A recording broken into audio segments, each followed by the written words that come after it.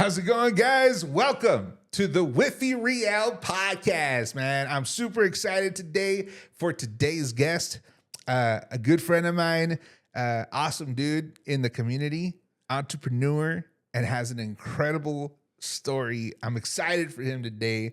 And as you guys already know, I like to give my guests an introduction generated by AI, baby. So here we go. It says, today's guest, Sani Fuimaono, wealth manager at Johnson Wealth Management and former University of Arizona defensive lineman. Proud husband and father, Sani blends the discipline of his football days with the passion for guiding clients towards financial stability. From the gridiron to the financial world, he's all about teamwork, resilience, and helping others win. Hoorah, baby. Let's go. Let's go. Dude, Sani, thank you for being here, dude. Welcome to the WIFFY Real podcast, dude. I'm super excited to have you here, man. Grateful and honored, man. The honor is mine, man. I'm very, dude, super pleased to be here, man. I'm super excited. Dude, super excited. I know we just had a convo the other day, you and I. Yeah. And, we've had some convos before, but I really enjoyed you coming over and just touching base with you, man, and really getting to hear your story. Yeah.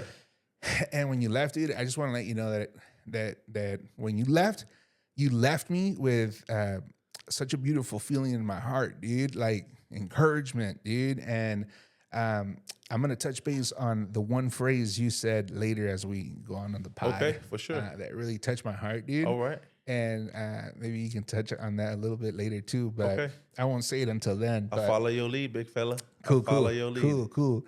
Dude, so just for our audience that's watching, man, so you have an incredible story. High in academics, dude. Yep. Super smart, dude. Ladies and gentlemen, smart guy right here, man. And an incredible athlete, man, to the point where you made it to college, sports and stuff like that. And I'll let you share that. But now you run your own business here locally, man, and are having an impact in the community. So I'm gonna hand it over to you, dude. I want you to start by sharing your story, man. Where do you come from? Where you are today? And where are you going, baby? And we'll go from there. Okay. Alrighty. The story started by, in the middle of the Pacific Ocean, man. Little pebble called American Samoa. Call it the Pearl of the Pacific. It's in the dead center of the Pacific, man. Born out there, moved to Hawaiʻi when I was 5. Come from humble beginnings. Just grew up on, government programs, the system, in government housing and whatnot. But very proud to be for the childhood that I've had and to come where I come from. The Polynesian people is a people of a lot of pride. But it's not the pride that you think. It's a pride of there's a level of respect, right, that comes with that, to be able to represent our people no matter where we go. And so, but yeah, man, I'm the oldest boy, number 2 in line. I have 9 siblings. Yeah. Dang. Yeah. 5 sisters, 4 brothers.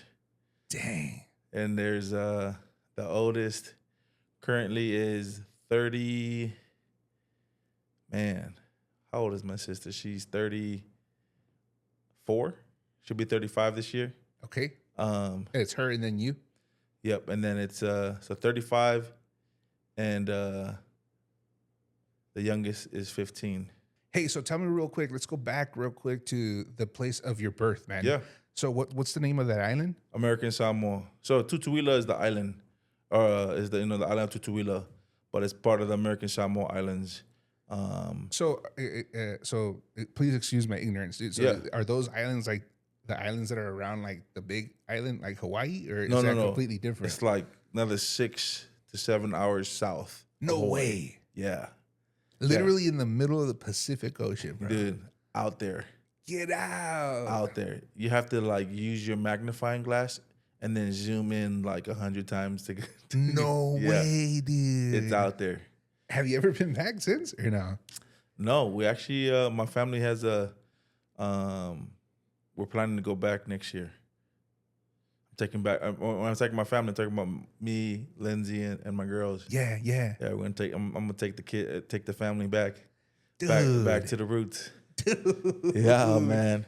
Dude, so, I mean, you moved when you were 5, you said, but can you still remember a little bit of that or no? Oh yeah, 100%. I remember it very vividly.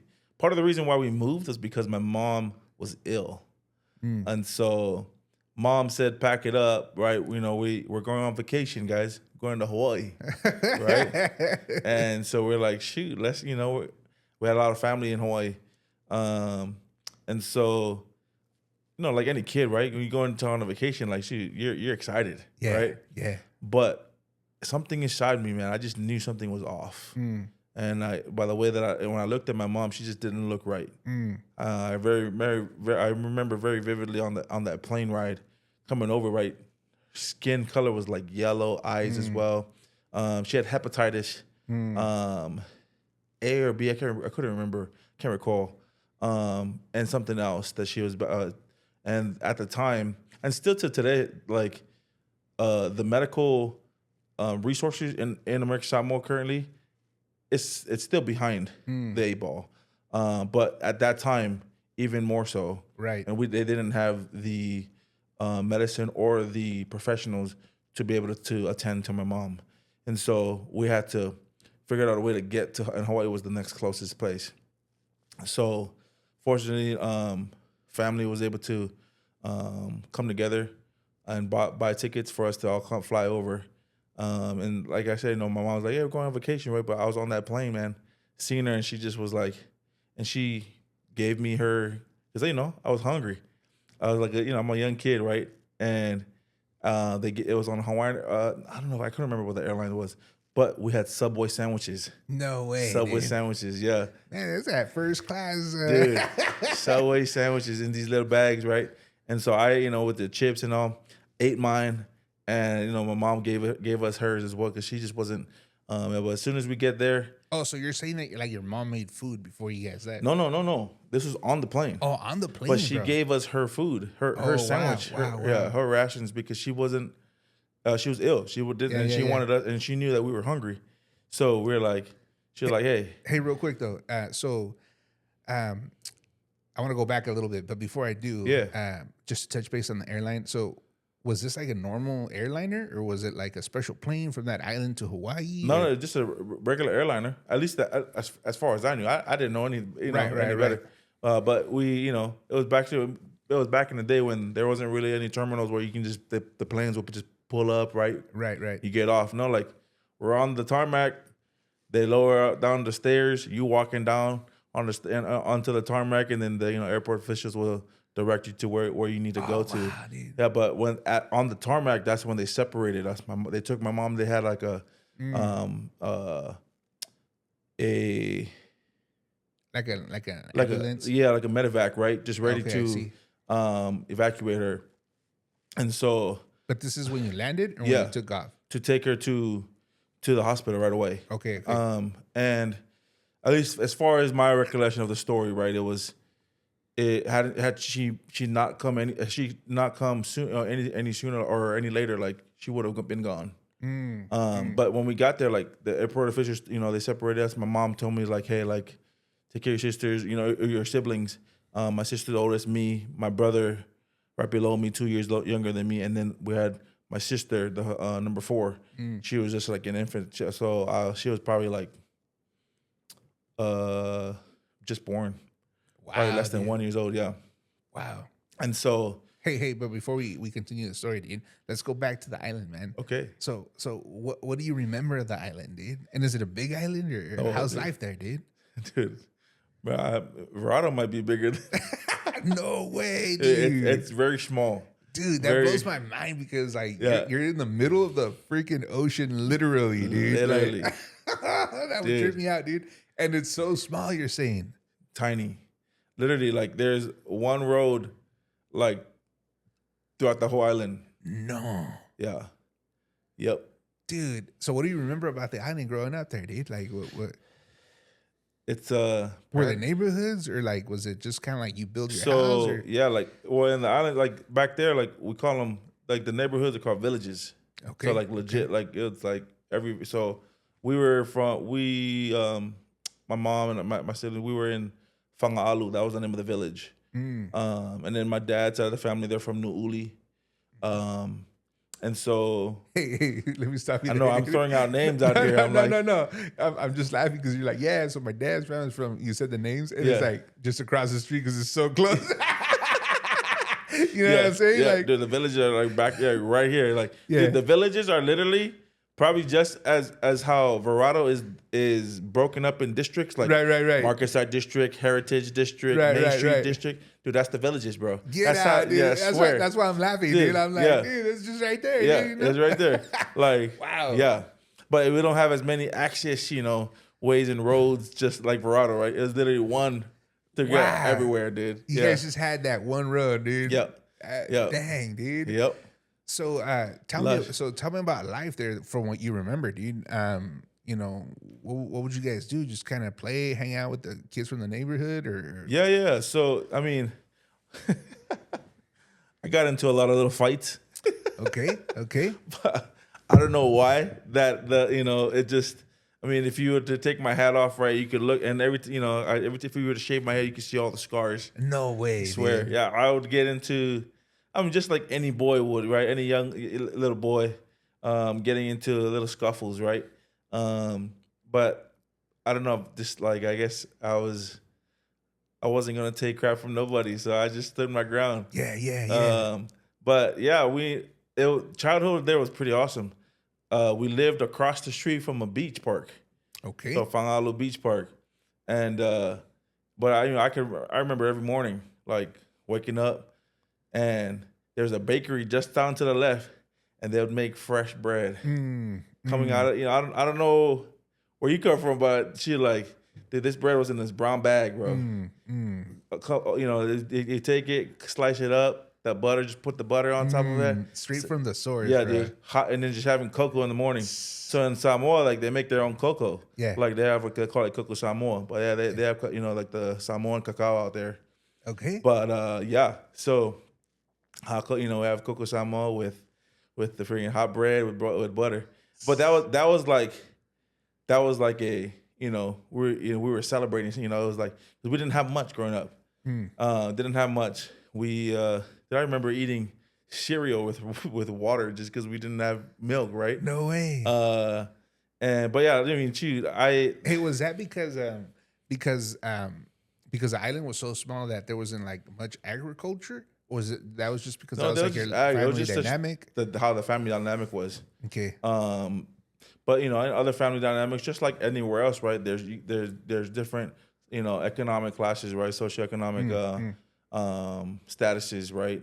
And so we just weren't, we weren't high on the totem pole. But yeah, I mean, but I didn't know any better, right? And all I knew was like, shoot, I'm just living in the islands, man, going to the beach across the street. I remember waking up, I'll see the garbage man coming up, right? I'll running down, take the garbage out. I'm going fishing with my grandpa, right? Early in the morning, man. And there was like the regular fishing line, but we throw net a lot. Okay. So we have the net, and then we cast it. No. And then we pull it in, and you'll just catch in bulk versus like. No, dude. Yeah. Wow, that's so cool, dude. Yeah. And so it's a different style of fishing. Yeah. Yeah. So, but yeah, dude, I mean, shoot, water's crystal clear. No way, dude. It's like beautiful. So at that age, were you already going in the water by yourself and like oh yeah, swimming and stuff? And yeah, well, shit, that's how I learned. They threw me in. It's just like, hey, gotta learn how. You just gotta just swim.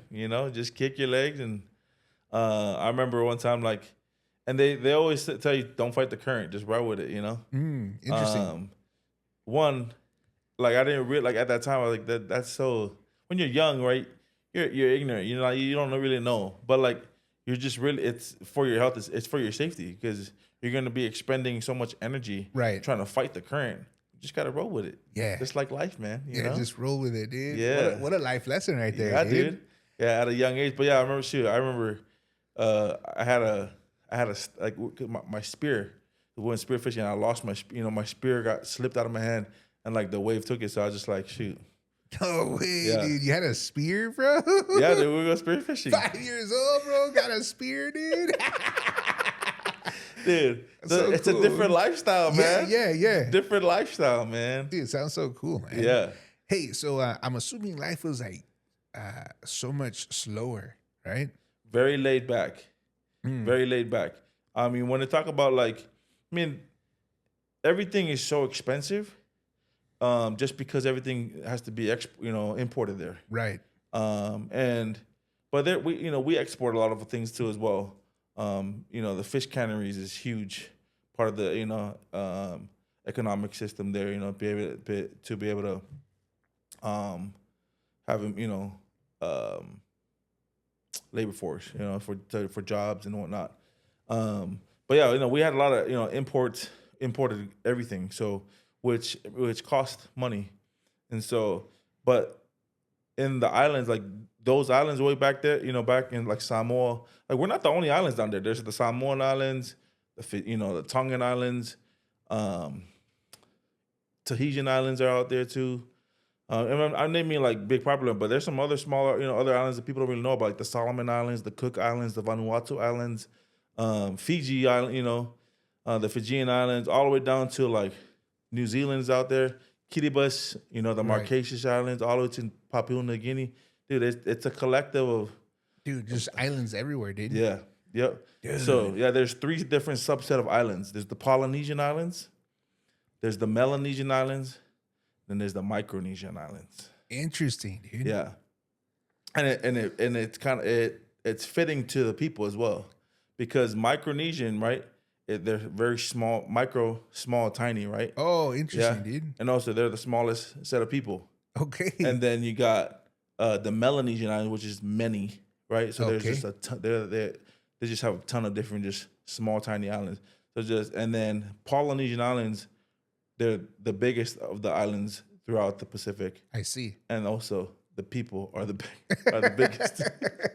So it's fitting for the islands and the people. people. Exactly. Yeah. I mean, people think I'm big, but shoot, there's a lot of bigger people than me. Dude, I need to go to that island, man, so I can feel normal for a second. So you can feel real, bro. So I can feel real. That's right. Bro, that's my people right there, dog. You know what I'm saying? Yeah, man. Dude. Yeah. Dude, so cool, man. So cool. So just real quick, how were the people on your island, dude? Like, did everybody know everybody? Was it pretty safe? What would you say, dude? The people are names are a big thing to the people. And so what village you come from, what the family name is, because in the Samoan Islands, right? Like, we're just caretakers of the island. Like, I see. No one owns like the land. Like, it's the families govern they own the land. I see. But it's been set in stone for years, like. Right. And so, each subset of the family, will be will govern each specific portion of the island of the village. So, and then within that village, right, there's different. Every village has their chiefs, right, and so there's a chief from every single family, right, represented. So they come together as a collective. Why did I get into that? I don't know, but no. Because I was asking you about the people and like how are they? Like, was it pretty safe? Like, yeah, I mean, talk about like when it takes a village. They say it takes a village to raise a man. Well, it takes an island because everybody, everyone knows everybody, right? The families they all know.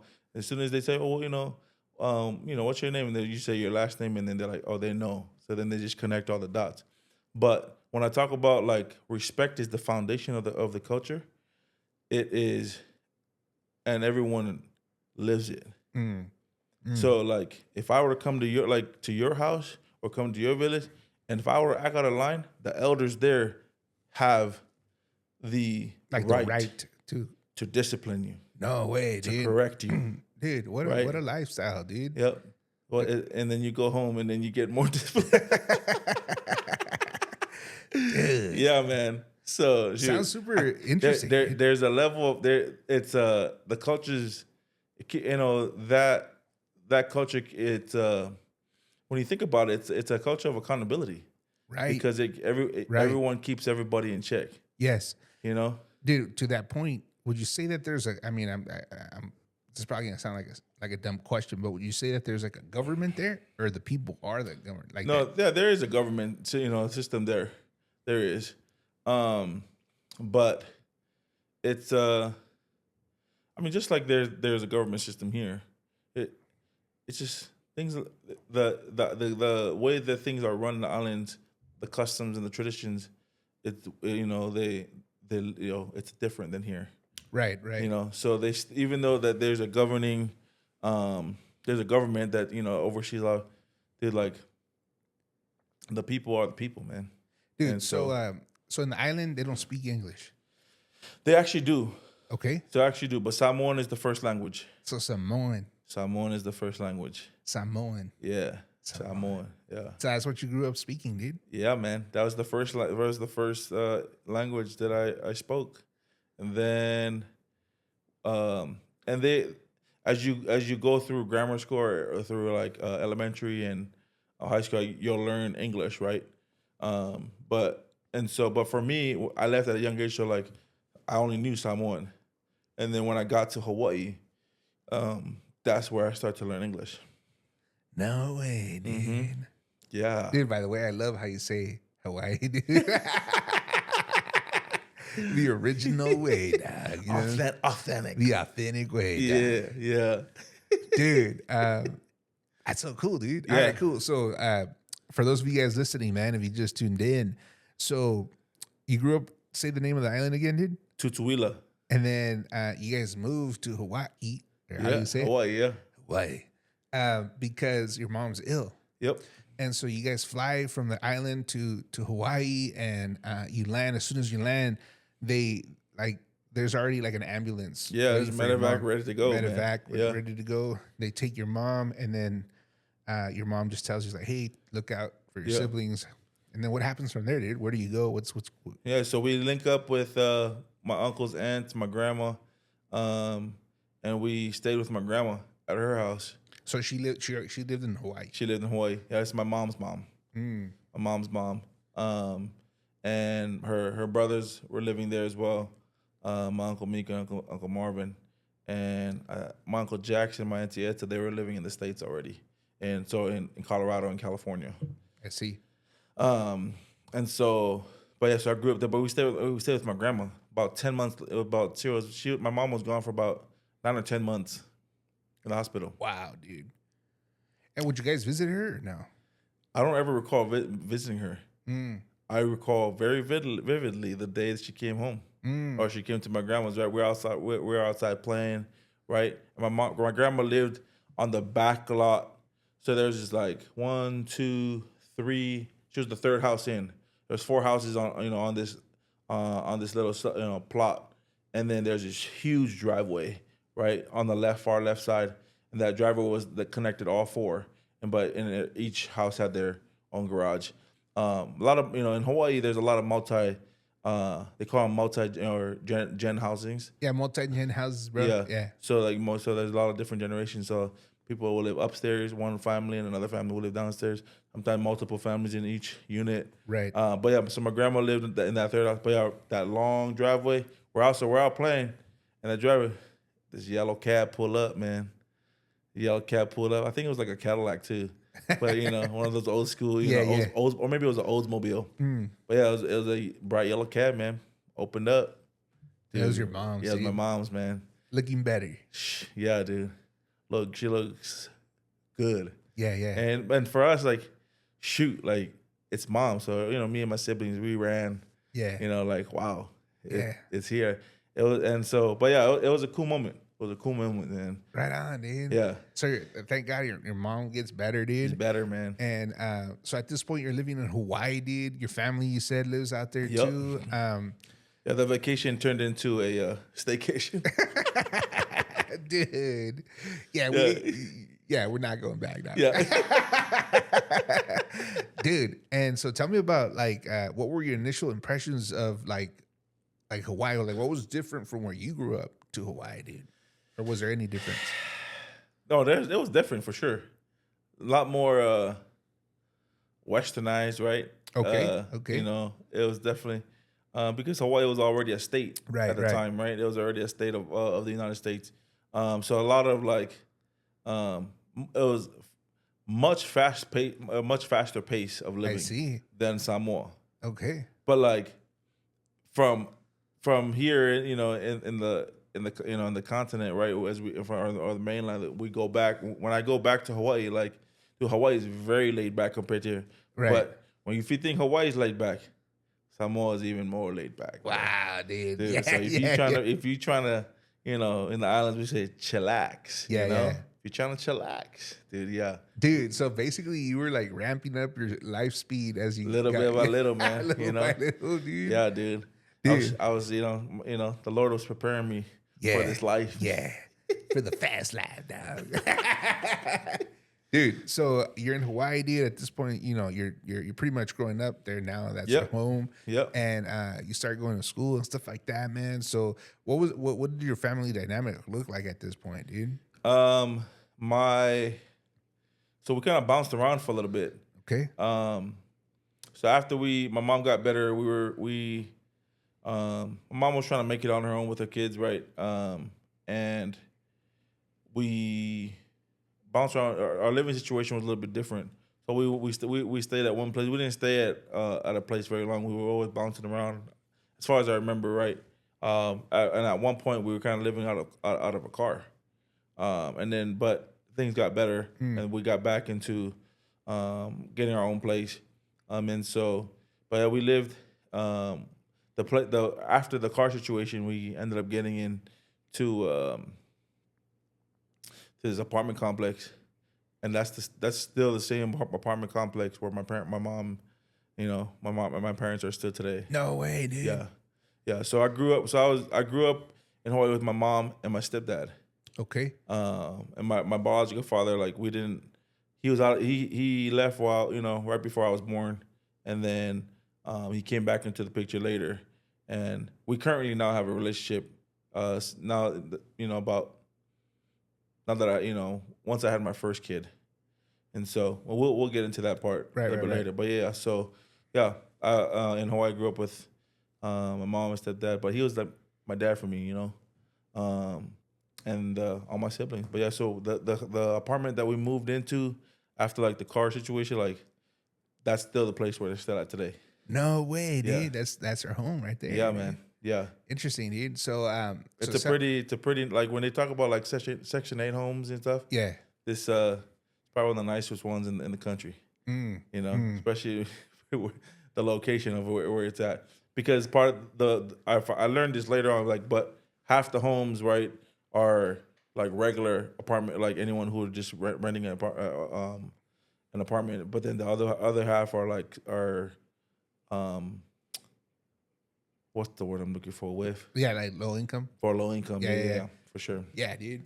Yeah, I know what that means, man. When I first got married, I lived in low income apartments, dude. Yeah. Dude. So let's get into a little bit about you, like as a teenager, your high school years, bro. What's happening there?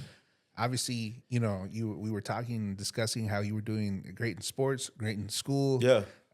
But share with the audience, dude, the story of how you went from like the regular school, public school, to like, you know, you got a scholarship and stuff. Yeah, like that, for sure. So like the schooling was my mom had always been a huge proponent and for education, you know, and she'd always used to say like education will set you free, right?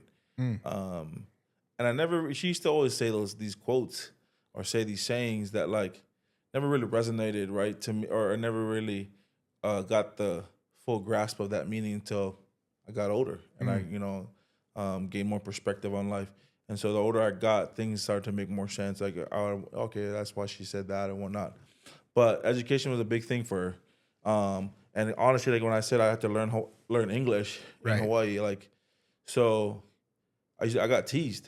when I first got to the school because I couldn't speak that well, right? I was very broken, and and both my mom and dad they were working, and so after school there was a public library right across the street from the school. So me and my siblings will go there and we'll wait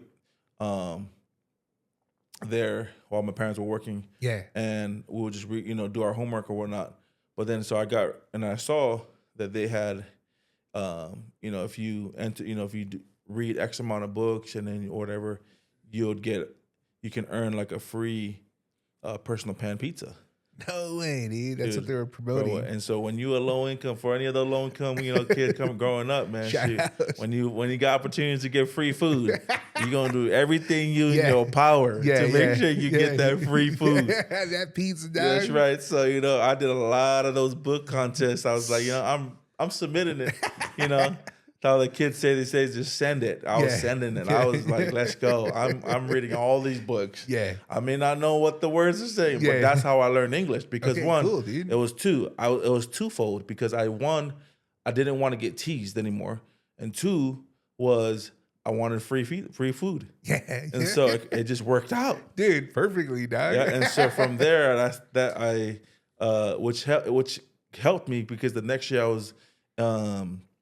At school, I was in the ESL program, right? The English secondary language program, and I was. They were like, "Dude, you're the first kid to go through this program the fastest." I was just like on an accelerated pace, just because I was. But I think what attributed to that was my drive to want to learn English, right, to not get teased. Right. And also the drive, the hunger. Yeah. Literally, pun intended, right? It was like, you know what? And so it helped me. Yeah. And so I graduated from that program early, progressed through school, and then kind of hit a plateau, like around probably my fourth grade year. I didn't start playing, sports also helped me make friends. It kept me out of trouble. It also kept me, healthy, physically, right? Moving, right? But it also helped me, socially to be able to meet other kids, right? And so played a bunch of different sports. But my fourth grade year hit, and I wanted, I had I'm tired from practice, right, and doing all these extracurriculars or whatever the case may be. But I was running behind at school, right? And basically, my mom's rule was like, dude, if you don't take care of your grades, no school, no ball, man. You want to play ball, you gotta take care of school. And so that extra drive to so I was always motivated by something.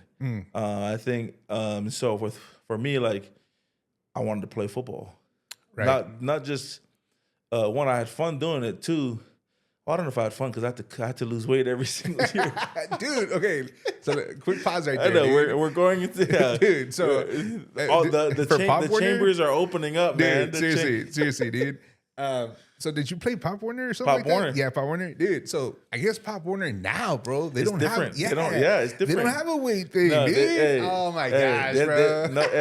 When I was growing up, they didn't know the struggle that we went through, WIFFY. They did not know the struggle. They put me 3 grades higher. Yeah, we had to play up. We had to play up because we couldn't make the weight class. Yeah, dude. And then I didn't want to play no more because I was getting my butt kicked, dude. Oh, my gosh, dude. Well, shoot. That's how I felt because I was playing ball. I had to play up, multiple levels because I was, my size. Dude, let me tell you a story real quick. Sorry. Go ahead. Yeah, dude. So every year I wanted to play Pop Warner, dude. But every year I would go with my buddies, and my friends, and I was like, we're in the team. Because at first they would let you be in the team, man. Yeah. And then at the end they would weigh you to make sure that you can, that you could be part of the team. Yeah. Every stinking year, dude, it was like, oh yeah, sorry, you're too heavy. I was like, dude. And then I remember my mom would try to help me, freaking Pop Warner, man. They're getting all these childhood trauma, dude. I know, freaking Pop Warner, dude. Yeah, man, we need a settlement, Pop Warner. Yeah, settlement, dude. Bro, that's funny you say that, dude, because I totally understand. I lived it, dude. Yeah. And I never actually got to play a season in Pop Warner because when they would put me up, I was like, I'm out, dude. Because they literally put me up 3 different grades, dude, or 3 age groups. Yeah. And so I was like, I was big, but I wasn't, strong. And so I was like, I'm not going to do it, dude, Okay. And so for me, that's why I transitioned to other things. Like Okay. I did baseball, I did swimming, I did wrestling one season and stuff like that. But looking back, I should have just stayed, stuck with it, but I didn't. And then when I got to high school, I played my freshman year. Okay. Alrighty. And then that was that. Okay. Yeah. So that's where I had to play up. And that's where the limiting beliefs at that time, I was like, man, I'm not as great as some of these other kids. But I didn't realize in perspective when I zoom out, like, dude, these kids are like 3-4 years older than me. Yeah, exactly, dude. So they're more developed, they're Right. like their quick twitch muscles were a lot quicker than what I was like. And so I would get discouraged, but I was still playing though. Yeah. And so my drive was like, dude, I want to play. Yeah. Shit, I didn't like, I am not putting in all this work just to not play. And so I ain't reading all them books to get all them pizzas. That's right. That's right, WIFFY. They all added up, man. Yeah. It was all part of the process. Yeah. All part of the process. Dude. And so, so I ended up playing. And my coach, my 6th grade year, he was like, his name is Coach Derek DeWart. Man, wherever you are, Coach, love you, man. This guy, it was like, it was my 6th or 7th grade. He's like, at the end of the year banquet, and I never thought that I could play at the level, right, that I was playing at.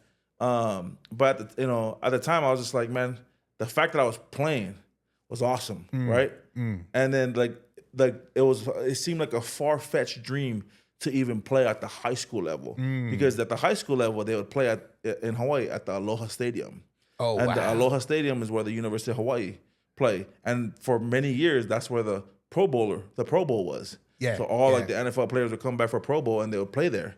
And so for me, when I was a little kid, I was like, man, that just like, it just seemed like intangible, like just out of reach, right? Right. I just never felt like I was that. But like my 6th or 7th grade year, Coach Derek DeWart, man, he was like, yo, and I guess let me preface this, like going into my 6th grade year, in 5th grade, my uncle, I had an uncle in Cali. He was like, he was visiting that year, and he was like, he made a deal. Was like, and I told Uncle, I'd like to come up to Cali with you and come train, because I looked up to my older cousins who were balling. Right. And I was like, he's like, well, take care. If you get your, straight A's, like, we'll work it out for you to come up. So I went and trained the summer going into 6th grade. And then I think that's what instilled the confidence to me to want to compete. But at that Pop Warner level, right? At the midgets, Pop Warner, at the midgets level. But after that season, I guess Coach saw something in me, and he was like, dude, like one of these days, like we're gonna watch this kid playing ball on Saturdays, man, right? And it never really clicked, and I didn't really believe it. I'm like, he's just saying that to be nice, He's like, but he said, like, dude, like this kid right here, and because I don't know if I was like what award I got, maybe it was most improved. I can't recall. Yeah. But he was like, like at the award ceremony, he was giving me the award.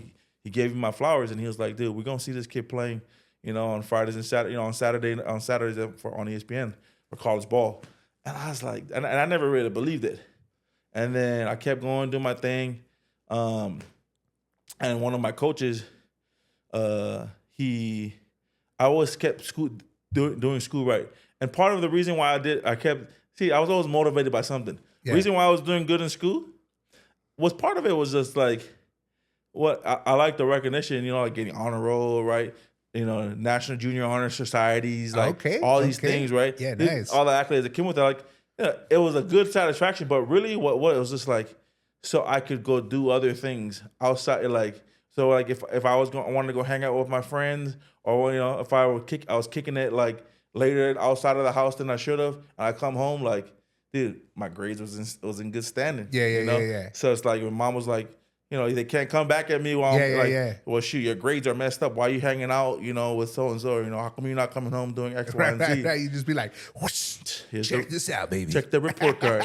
That's right. Take a peek, man. Yep, exactly. That's exactly. So that was my motivation. I was like, what? I want to hang out with my friends. So, and I was like, I was living on the, ask for forgiveness, not ask for permission to. I don't know what it is. I think it's just like that second kid syndrome, man. Yeah. Just a little wild, just like live on the wild side, Yeah. My second kid, I have all girls.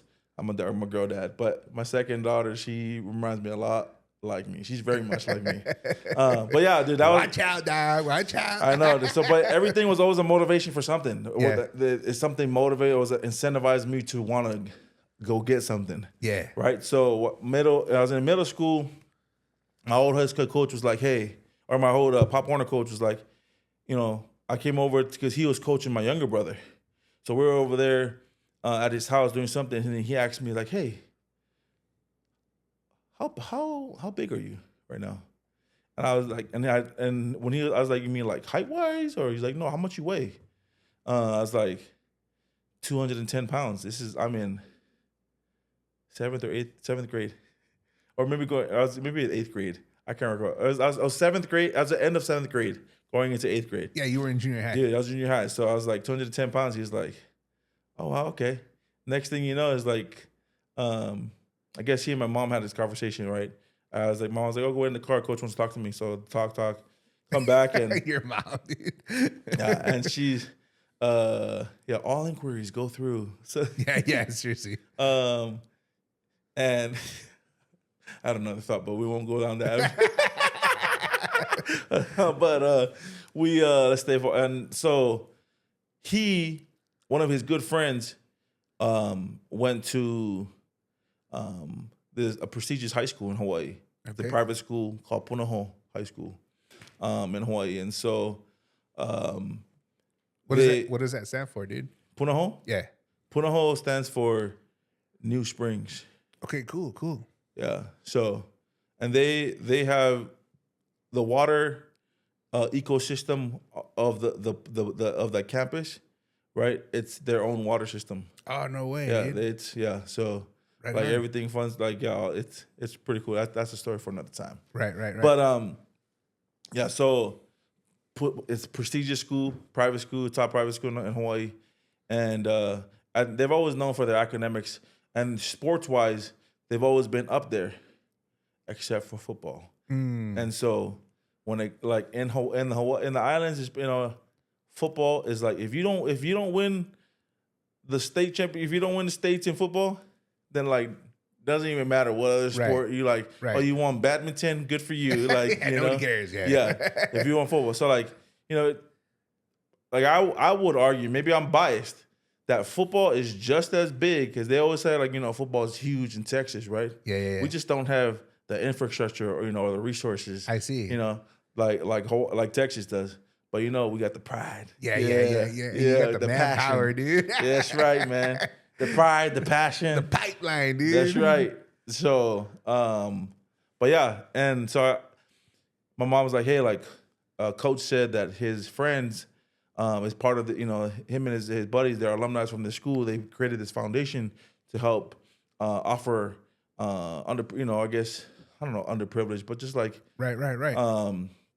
Lower resource lower, kids, man. Yeah. opportunities. Yeah, right. for sure. And if it works out, it works out. If not, whatever. And then I was just like, and I'm thinking to myself, and at the time I'm like, private school, like, bro, I ain't no private school kid, I'm just a public school kid, like, Right. and she's like, it might be a great opportunity. Long story short, go through the whole thing, meet the guy, and he's like, yeah, like, we'd like to sponsor you and then again take you through this process, but you still have to go out, you still have to on your own merit. Still gotta take the tests, exams to go to the school. You have to go through the interview process and whatnot, and we'll see where it goes. The day comes, huge packet coming in an envelope, and it was like getting accepted to college, right? No way. Yeah, dude. dude. And it was like, you've been formally, officially or whatever with like to formally invite you or Right. welcome you to the Punahou school. And What grade was this, dude? Is going into freshman year. So literally you did the 4 years right there. 4 years. Dang, dude. Yeah. So I get there and Hold on. So let me, in case somebody's tuning in right now and they're yeah, just, for sure. checking it out, dude. Yeah. So you go from growing up. with low resources in Hawaii, dude. Yep. Like you mentioned, bouncing around. At one point, you lived in your car, dude. Yeah. With your family and your siblings. I'm sure that was really hard, dude. To where now you're kind of seeing yourself thrive, in school. Yeah. And in sports, and I find interesting how you said that you would take advantage of these opportunities, like random opportunities, like in the library and things like that, extracurricular things that you could just, do to get, whether it be free food or like other things, other experiences, maybe. Yeah, for sure. Because, maybe you didn't have that at home so easily, Yeah, that's a good way to put it. I mean, I was incentivized by an experience. Yeah. Whether it was like getting free food, or whether it was like trying to get out of the accelerate through the ESL program, whether it was trying to play sports because I want to be able to play with other friends, or hanging out with friends, right? So that I don't get discipline when I come home. So, dude, you know what? So there's something very special about that, dude, because that life, I'm sure it doesn't motivate a lot of people, but it definitely motivated a person like you, and it opened up doors, ironically. 100%. And I think that's still the case in today's day and age, as far as like the opportunities that this country offers. But all that to say, dude, that like you didn't have the resources, but you had the want, dude. Yeah. And just by your story, like you're like, I'm gonna do that. Yeah. I'm gonna go get it. So I can already tell you were very, very motivated, man. Yeah. Like, would you say that your environment, like you were motivated to what was it that motivated you, other than like what you just said right now? Was it like the desire to want to do more, get more, or eventually get out of that that reality into a different reality? Yeah. Or what would you say? Well, I didn't really know what what it was then, but over time I realized it became my motto. That was basically my motto for life, was break the cycle. Break the cycle, bro. Break the cycle. And so and when I'm talking about break the cycle, the generation cycles of like, education, right? Not finishing school, or financially trying to, be responsible with their money, relationships, right? There's a lot of separations and divorce throughout, the family lineage. And so even my mom, right? My mom, my biological dad, like they split up. So like I wanted to like break all these generation cycles.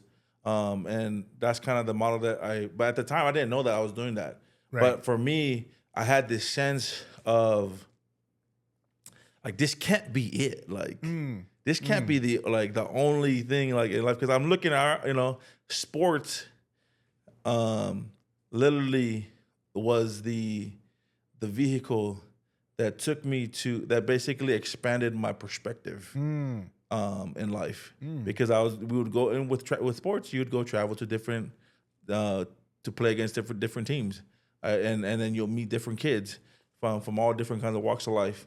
And I saw, I'm like, shoot, some of these places that I go to, I'm like, man, this is nice over here. Yeah. And some of these kids, they got some nice, they got nice cleats, or they got nice. I don't know what the term was back then, but shit, they got the drip, man. They got the they're swagging, They got that drip, Yeah. And so I'm like, shoot, what they got? Like, what are they doing? Yeah, what are they doing? What are their family doing that we're not doing? Right. What do they know that we don't know? And so I always had that inkling of that curiosity. Yeah, that curiosity, to want to be like, dude, there's gotta be there's gotta be another way. Bro, and it's not to take away from my family, right? But it was like, okay, I have an opportunity to, like, my family's giving me up. It's like they're passing me the baton. So now it's like, okay, we got you to here. Like, where can you take us? Right. Right. And so, yeah, dude, you know what? It's funny, not funny, but interesting how, I just want to point out, especially to our audience, man. Yeah. You said something very interesting. So you said that you didn't know that you wanted to break the cycle specifically. Like you didn't necessarily like that term wasn't like floating in your brain No. at that age. All I knew was what I knew. All you knew is what you knew, but you were breaking the cycle in that you wanted to not do the same thing and do more, achieve more, whether through academia or sports or you were taking advantage of all the opportunities, man, that were being presented to you, man, dude. So you get accepted into the private school, man. Definitely broke a cycle there because I'm sure you were one of the first ones to go to private school, bro. Private. Actually, second. Okay. Second. But yeah. Yeah. So you go to school there, man. I'm sure you thrive there, both academically and in sports. Both, yeah, academically and sports. So tell me about like your senior year, right before you're gonna leave. At this point, like, do you know where you're going to college, or what does that look like for you, or what happened in like the sports world for you? Yeah, the sports world, it kind of took off. So I remember when I said that, like, I was just aspiring to, like, man, to even just get a taste of what it would feel like to play at the high school level at the Aloha Stadium, because in public school, you only played at the Aloha Stadium for playoffs and for the state championship. Okay. So, like, if you ain't playing over there, so you just playing at the regular. So I go to this high school, to Punahou, and in Punahou, every single game is at Aloha Stadium. No way, dude. Yeah, every single game. So I was like, man, I'm living the dream. Yeah, they got that hookup, living dude. the dream. I'm like, sure, I ain't gotta wait to the playoffs. We're playing there right now. Yeah. And so, but when I got there, like, obviously at the school, I felt, I was definitely a minority, because majority of the kids at the school was either white, Asian, right? Like dude. Interesting. Dude. Yeah. So, and people, the stigma was, oh, you're here because to play sports. Yeah. You ain't here on the merits of academia. So first semester come around, a lot of my peers, they're like, hey, so at assembly we get our report cards from home, from our homeroom teachers. Everyone's just showing off, hey, like, how we did the first semester. Dude, I got I have 4.0, right? 4.0. And all my buddies who's been going to the school for years, like from middle school and a bunch of them since kindergarten. Right. So they were like, dude, are you sure you got the right report card, bro? I was like, bro, that's my name right there, man. I promise you, there's no other Sani Fuimaono on this campus. I promise. Bro, you're like, hey, your family must be paying some good money, dog. Yeah, dude, they're like, dude, what shit? And I'm like, bro, trust me. That's me. And it woke them up. But it was that first semester which landed me the One Life Scholarship at Punahou, which paid for all my schooling for the rest of. No way. So that One Life Scholarship, it's a program, it's a scholarship program through the school where specific families will sponsor a student. Interesting, man. Yeah. So they saw your dedication, man. Academically, they're like, this guy's serious, man. He's serious. And so from there, honestly, like, Punahou, like, people always ask me, like, dude, how did you get to where you're at? Like, obviously, my upbringing was the initial foundation, right? From there, we started building on that foundation. Punahou was the next step that really made a huge jump to, like, open my eyes. Most kids, I don't know. So just the way the curriculum is at Punahou, it really pushes you to really discover who you are and who you want to be, and figure out where you want to go. Interesting. And most kids don't get that opportunity until they get to college. They're outsiders, they move away, they go to college, they're trying to discover themselves. The way that it's set up at this school, it's a college prep school. Okay. And it's a lot of autonomy given to you, so there's a lot of responsibility, right? That falls on your shoulder to really take the bulls by the horns and make it what you want. You're the captain of your ship. Right.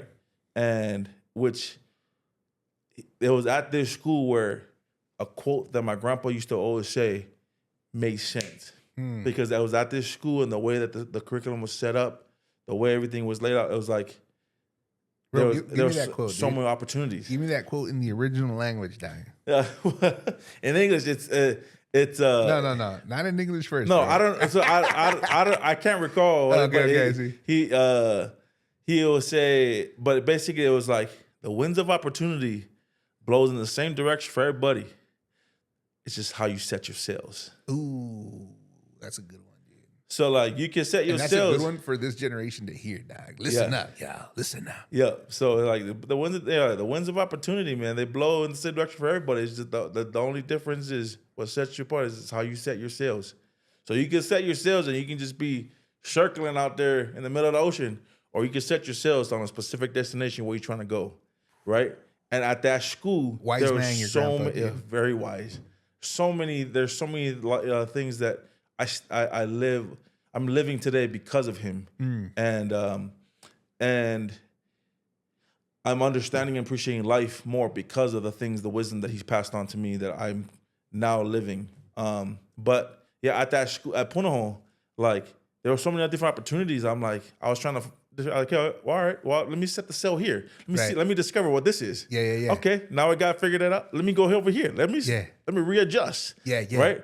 So I became a captain of my ship and trying to figure out and who is Sani Fuimaono? Who do I want to become outside of a football player, right? Because when I got there, that was like, oh, you're here because of football. But by the time I was done at that school, I left a legacy that wasn't just about football. You know, I broke so many stereotypes, right? I made friends with every clique you would think of, right? From like the science, the science center, crew to the boat, and every part of the campus had a specific name, right? There's the old school kids, right? Yeah. That was the old school building. Science center was, a bunch of there's like the science center kids. There's the boat, the island. There's all some different. But anyway, I had made friends with everybody, right? And it was just funny because my wife likes to joke around, and she calls me. She's like, "Can you stop being the mayor?" Always trying to make friends with everybody. Dude. But that's how I was always. And so I started to make friends. I got to like ask questions. My curiosity. I was trying to figure out. Let me hang out with these kids for a little bit. Yeah. Let me just see how they operate. Yeah. And so I ask questions and see what their walks of life, what their stories are about. Yeah. I was like, okay, cool. And then I got cool with them, and it was kind of cool because it was in a sense I didn't realize at the time I was kind of bringing the student body together. Okay, cool, dude. So you but were the guy. You were the guy on campus. I don't know if I was like I didn't think I was just being myself. Yeah. I was just I was just trying to set my sails and trying to figure out where I was going. Hey, while you were riding that sailboat, man, did you ever get some turbulent waters? Not turbulent water, dude, but some unexpected guests, man, some lady friends or something like that? Or did you date in high school or what? Yeah. Man, I don't know. Maybe that's for a different pod, hey, like Dr. Dre said, that's for the next episode,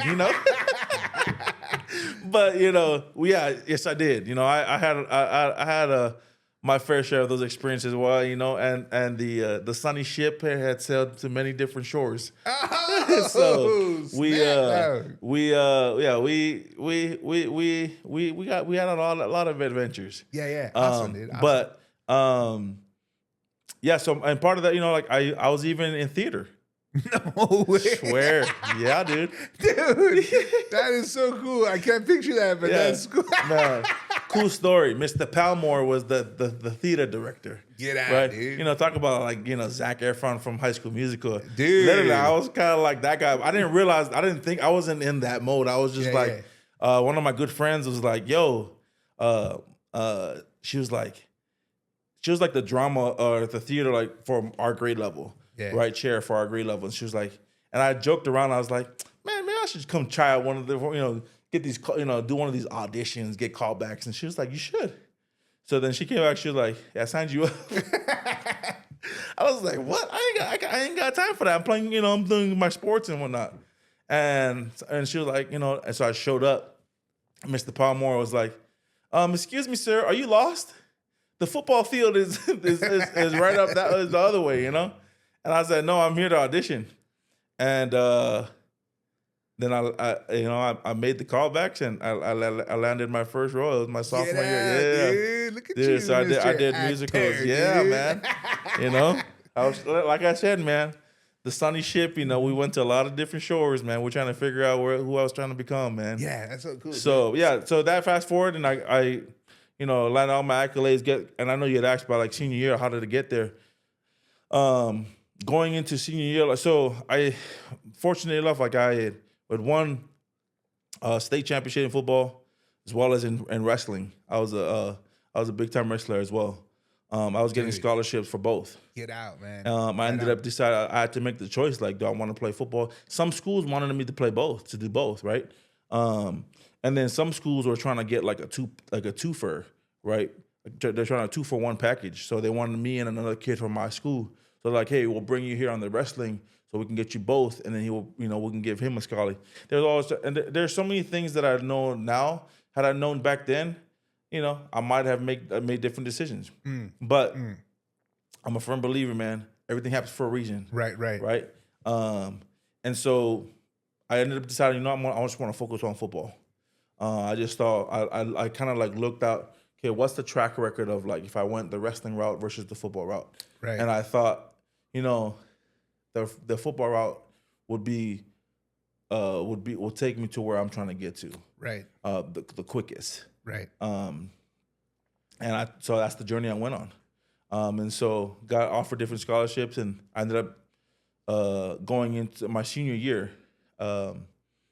In December of my senior, I saw of the schools that I was getting recruited. Dude, Arizona was not like high on my list, but my mom was like, she's like, I really think you should give Arizona a chance. And once I got to school, like the recruiter at the time, he was also my D-line coach, Coach Mike Tuiasosopo. He had his ways with the moms, the way he was just he was flirting to convert, out there trying to get recruits, man, trying to get the recruits. And but long story short, I ended up deciding I was like, Mom, I'm gonna take a visit. I'm gonna take my visit. I go there, and dude, it was meant to be. Yeah. And decide like, hey, you know what? This is where I'm gonna go. So I gave a verbal commitment in December. So I went there, and they were playing Oregon at home. They were playing Oregon at home. It was like the when was it? It was the weekend before Thanksgiving. So the weekend before the Territorial Cup. And this is when Jeremiah Mastoli was the quarterback, Samoan cat. And it was a great game. But everything kind of fell into place. And 2 weeks later, I gave him a call, and I was like, "Yo!" And they had a Polynesian pipeline of island kids, island cats that were out there. And so 2 weeks later, I called the coach like, "Hey, I'm gonna give you my verbal." And this was before like they had early, because now they can sign in December. They can do this early signing. Yeah, I didn't know that. But they still have the national letter of intent, like signing of letter of intent in February, the first Wednesday of February. Interesting, dude. So they still have that, but now they give kids opportunities. If they want to sign early, they can sign in December. But back then we didn't have that, so I gave the verbal. But it was like kind of hush because you didn't want to like. Typically, if you want to, you can verbal to somebody, but you didn't want it to get out there because then other schools would be like, oh, okay, he's we're not gonna go chase this kid, and he's already committed. But there's other schools that are still knocking on my door till like the week before. Or the week leading up, like to the signing day, or the week before signing day, University of Arkansas called me. No. Yeah, they're like, "Hey, we want you," right? And dude, it was tempting. It was tempting to go to the SEC. I was like, "Dude, that's a big comment," And but ended up being. I decided, I've always been a loyal dude, man. Loyal to the soil, man. Loyal to the soil, and pun intended, like to the soil back home, to the roots. But like that's just how I've been. Like whoever if I'm a standby, whoever like, if I make a decision, I'm committed. I'm gonna follow through. Dude, yeah. So on that note, dude, I when I met you, dude, I could totally tell that was the case with you, man. And that's one of the things that I really appreciate about you, man. Thanks, because man. that's a scarce commodity, especially in today's day and age, man. But hey, so tell me real quick. So how does it, like, when you say signing? Like, is it actually like when you get recruited by a college to play professional sports? In your case, you got recruited to play professional football. Like, when you talk about signing, is it like an actual contract, like kind of like NFL, but not really? Yeah. So it's binding. So once you sign it and you fax it, well, you can sign it and not fax it, then it's not binding. But like if you once you fax it into the school, it's like you're committed. But I mean, like, And then nowadays, like, what are they the offering you? rules are different nowadays from when it was back then. Like now, like they're like, it's the commitment isn't like you can bounce. Like you can commit to the school, and literally a week later, decide you know what, I'm gonna enter the transfer portal and go jump ship. No way, dude. Yeah, but back then that wasn't how it was. Like you picked the school, like, And that was it. Like, or unless if for whatever reason, like the for you to leave or transfer or whatever the case was, like it had to be a specific situation. But then you would have to sit a year. Dude, you know what's funny? I from what I understand now, people in college, like athletes in college, are becoming millionaires, right? Like, Yeah, they get paid. yeah, it's crazy. NIL, man. Yeah, it's good for them. It's kind of, it kind of sucks because I could have, I could have secured a nice Seriously, little dude. nest egg while I was playing. For While I was sure, playing dude. at University of Arizona, man. It just blows my mind, dude. Yeah. I recently heard about a quarterback. I don't know his name, and I don't remember what school he was with, but I think he signed like an $8 million contract, dude, to play for the school. And I was like, in college, bro? Dude, it's insane. Dude. It's insane. The money that it's crazy. Yes. It is crazy what they're making these days. But yeah, like that's just how that's the name of the game now. That is the name of the game. But yeah, like it wasn't like that back then. But yeah, dude, I was just loyal, man, loyal to the commit, and I followed through, and I ended up signing with University of Arizona, and then faxed it off, and the rest was history, man. I ended up becoming a Wildcat and coming out here. So yeah, So what position did you play? So I got recruited to play Mike backer, middle linebacker. But then we got there and they decided, the way your weight room numbers are looking and shoot, and also there's some other factors that didn't happen personnel wise in regards to like at the defensive line position. Some guys were getting suspended, some guys were graduating, and then some of the other JUCO transfers didn't come through. So they're like. And, basically the way they teed it up as, you could either try to compete, but potentially, be a backup for 2 years, or you can have the chance to start and play right away. So like most of the kids were, when you come to at Division I, like when you come to that level, like, all the kids, all the recruits that come in, like, shoot, we're all like the big dogs from wherever we came from, right? We were the big fish in the small ponds where we came from. Now we're all in the same big pond, Right? So now everyone's got to compete. And so for me, like, when you're telling a kid, like, hey, you either want to ride the bench or play, like, shoot, all I known was playing. Like, shoot, Right. what I got to do, coach? Yeah, let's play. Let's do it. Put me in. So what did that mean for you? You changed positions? Yep, change position, bulk up, and yeah, man. 3 bills. Dang, dude. Yeah. Came in at 255 and had to bulk up to play. Dang. Yeah. And then what'd you end up playing? D tackle, nose guard. I played all throughout. I played all over the defensive front, just depending on what scheme we're running. Yeah. Okay, interesting, dude. Yeah, but primarily I was an interior lineman on a defensive line. Right on, dude. So at this point, you graduated high school. Yep. Honors and everything like that, if I recall right. You get a scholarship to go play at the University of Arizona. Correct. And you become a starter the first year, dude. Yeah. On the football team. Dude. Yeah. Bro, tell me just one experience of like one of the first instances when you're on the field, bro. And you're hearing the roar. Oof, look, I get goosebumps. And you're feeling the vibrations. Yeah. Like, what was that feeling like, dude?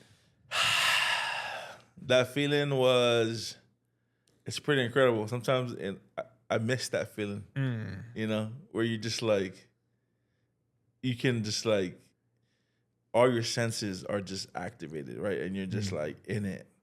And it just kind of, you just kind of zone out because it's like, you're right there in the moment. Yeah.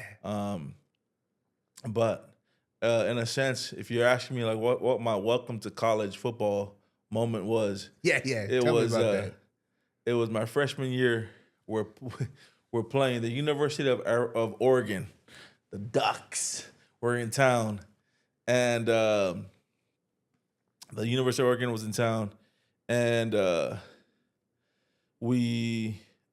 in there. I'm starting, right, and it was the first drive, and this is when you like the Chip Kelly days era of your Oregon, fast paced, no huddle, just moving. So the way that our offense run at that time, very pro style, So they'll huddle, right, huddle up, and then they come break, and they come out, and then we line up and play. And obviously, even though we practiced and we prepared for the no huddle, it's a whole different ballgame when you're on the field. And so we're playing University of Oregon. Defense goes out. I'm starting as a true freshman, and they start marching on us. And it was like, I couldn't even catch my breath. And they were moving the ball down us, and I literally could not I lost breath, and I tapped my helmet. No. And when you tap your helmet, that's to like let the coach know, or hey, like I need a sub. I need a quick swig. Like I need a quick breather. Yeah. I looked up my coach, who is now the he is the defensive line coach. I think, is he the defensive coordinator for Arizona now? His name is Joe Salavia, and Samoan cat, right? He's an ex U of A alum. He's not an ex. He's a U of A alumni. Well, you never an ex. Yeah. And I looked over, and he looks at me, and he shakes his head. He's like, basically, it was telling me, suck it up, stay in there. So they march it all the way down, and I'm playing right all the way down to like the goal line. We're putting up a fight, and they finally score. We go to the sideline. Coach comes up to me, grabs me by my he's like, don't you ever tap your helmet. If I want to rotate you, I'll rotate you. But if you tap, like if you want to ride the bench, tap your helmet again, and you're gonna be sitting right here, nice and comfy on the bench. I never tapped my helmet ever again. Dude. What? Yeah, man. Yep. And then I was like, that was your introduction, dude. I was like, and it wasn't like, it was the first conference game of the season. First conference game. So I had played three previous preseason games already. Okay. We were coming home from Oklahoma State. Okay. So we played Oregon, and that was and even though I played those 3 games, this game was like that. Welcome to college football. Yeah. Yeah, and I was like, the crowd was, Lord, dude, it was just, I was getting swallowed up by all of that. The adrenaline, I was just like, right. I was like hyperventilating. Yeah. It was your first experience, dude. I was just like, and they were just like, snap, boom, run the play. As soon as the referee spots the ball, they were ready back up, and I'm like, I barely getting into my stance, and I was like, what? Yeah, dude, it was wild. But I promise you, that experience when Coach told me, hey, you want to ride the bench, you can tap your helmet. And I promise you, I never tapped, and I never sat the bench ever again. Dude, what an incredible story, dude. Yeah, dude. Hey, so tell me, what was like the one moment that you remember, like the greatest moment of your college football career, dude? Dude, I don't know. That's pretty tough. Like if you had, like, I mean, if you could narrow it down, like what would be like that one experience that you're like, dude, I'll remember that for the rest of my life. Dude, wait, that's like, man, there's too many experiences. Too many experiences. Like, it's like, dude, that's tough. But I mean, I guess, because for me, personally, I would say my favorite experience or moment as my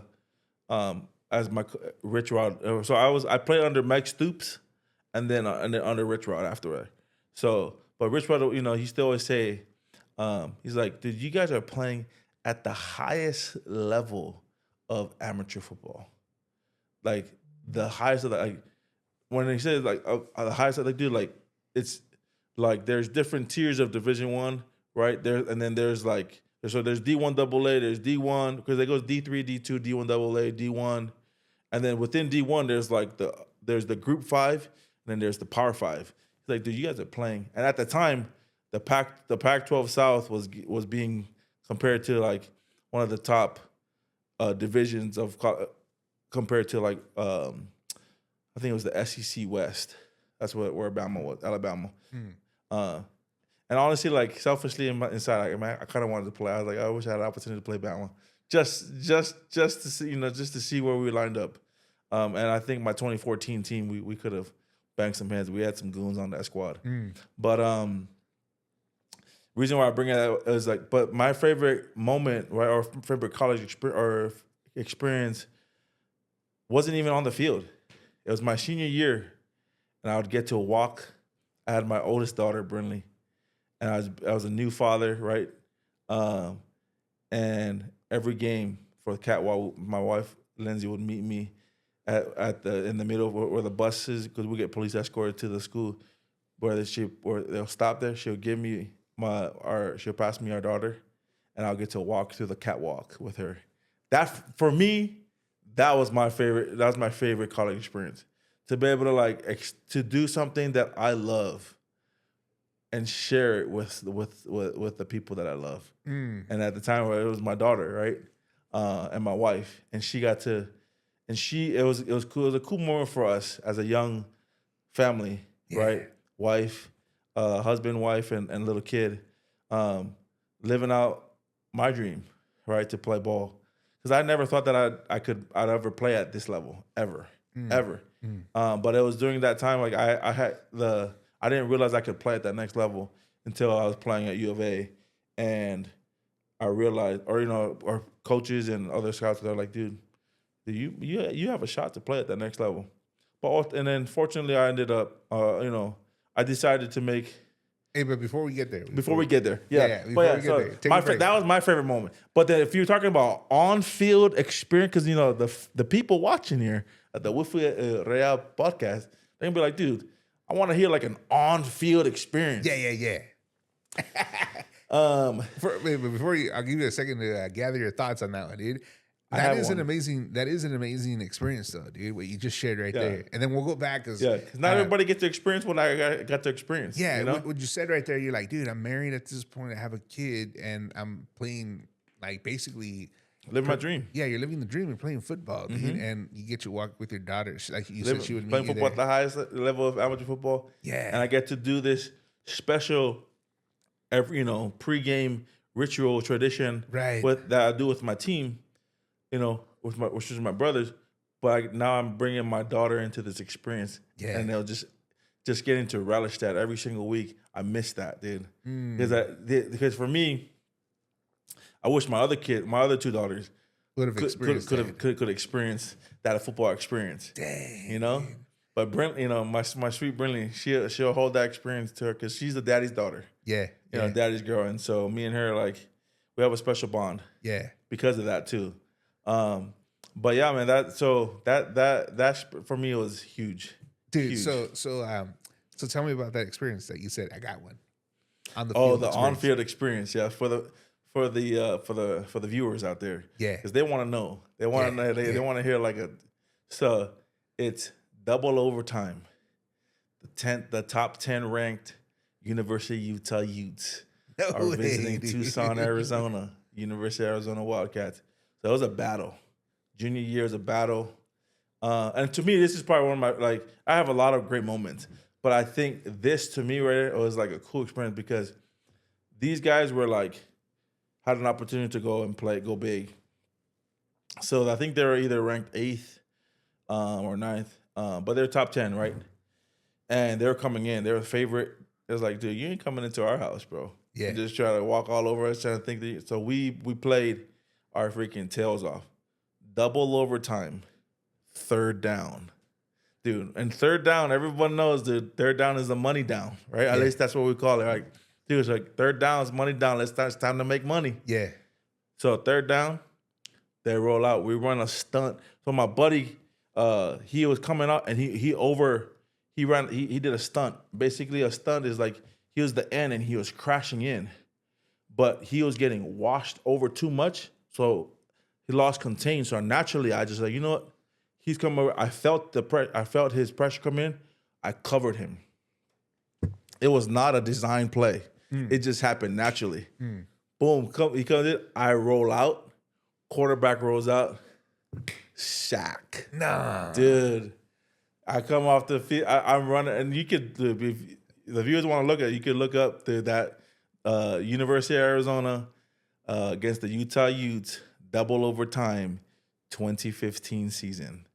And you'll see me there on the 2/3 or 3/4 of the way in, like up to that video, and I'm running off the field hitting the Matumbo.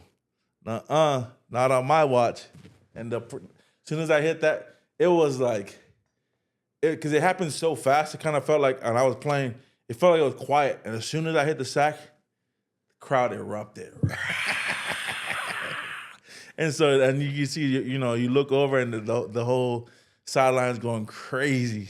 Literally blacked out. So I ran to the sideline, jumped on the bench, grabbed the towel, started swinging, water going crazy. I blacked. I couldn't, I fell, and my buddy had to cut. One of my boys caught because I felt I lost balance. Yeah. You were in the moment. I was in the moment. I was in the zone. That's crazy. The Zona Zoo was going crazy. Dude, that right there was probably one of my favorite experiences, college moments. Dude. On field, yeah. Yeah. So cool, man. Hey, real quick. So let's go back. So you get to college. When you get to college, you're not married. But tell us how you met your wife and then you get married and stuff like that, man. Yeah. So my wife and I, there's this place called the Institute of Religion where you get to go and do Bible study and do scripture studies and whatnot. But it's just like a cool little spot where people could come, kick it, take scripture classes, learn, and also it was just like a venue just to kick it, right? They had like pool tables, ping pong tables. There was an open gym. They had $1 lunch every Fridays. Lunch was for $1. No way, dude. Yeah, and the food was good. Nice. Yeah, so it's like instead of going to go spend your money at the Union across the street and spend like $10 on a burger or whatever, dude, or whatever it was, $1. All you can eat, baby. No way. Dude, it was so good. Yeah, it was good. And so we met there through a mutual friend. And mind you, my wife, her last name is Batman. Like the superhero, swear. Get out, dude. Swear. Batman is and so going like around in this building, like there's I hear this chatter like, oh, have you have you seen Batman? Or I was talking to Batman. So I thought, dude, who's like, and me and some of my buddies were like, dude, like who's this bum going around telling everybody to call him Batman, right? I was like, dude, that's so lame. Come to find out, it wasn't even a dude, it was a girl. So we had a mutual friend. She was in like probably 4 out of my 6 classes that semester. She was roommates with my wife. Her name was and so we got talking. She'd always take notes from me just because I was traveling for football during the season, or I was falling asleep in class. I was a hard worker. I still put it because I was coming from 5 a.m. workouts to that 7 o'clock class. Yeah. So sometimes it was a struggle to stay awake, but I always made sure I did my job to catch up and do what I needed to do, take care of business. But she was a huge help. But she was like, oh, like I was asking her a question about something. I was telling her like, oh, I need help with math or something. And she was like, oh, like my roommate Batman, is a tutor at the, you know, she's a math tutor, or she's like Batman's a math tutor at the Salt Center, and I was like, Batman, you rooming with a dude? And she goes, no, like it's Batman's a girl. I was like, what? And so she made the introduction happen, but we were in different I was dating someone else actually. No way, I swear, man. yeah.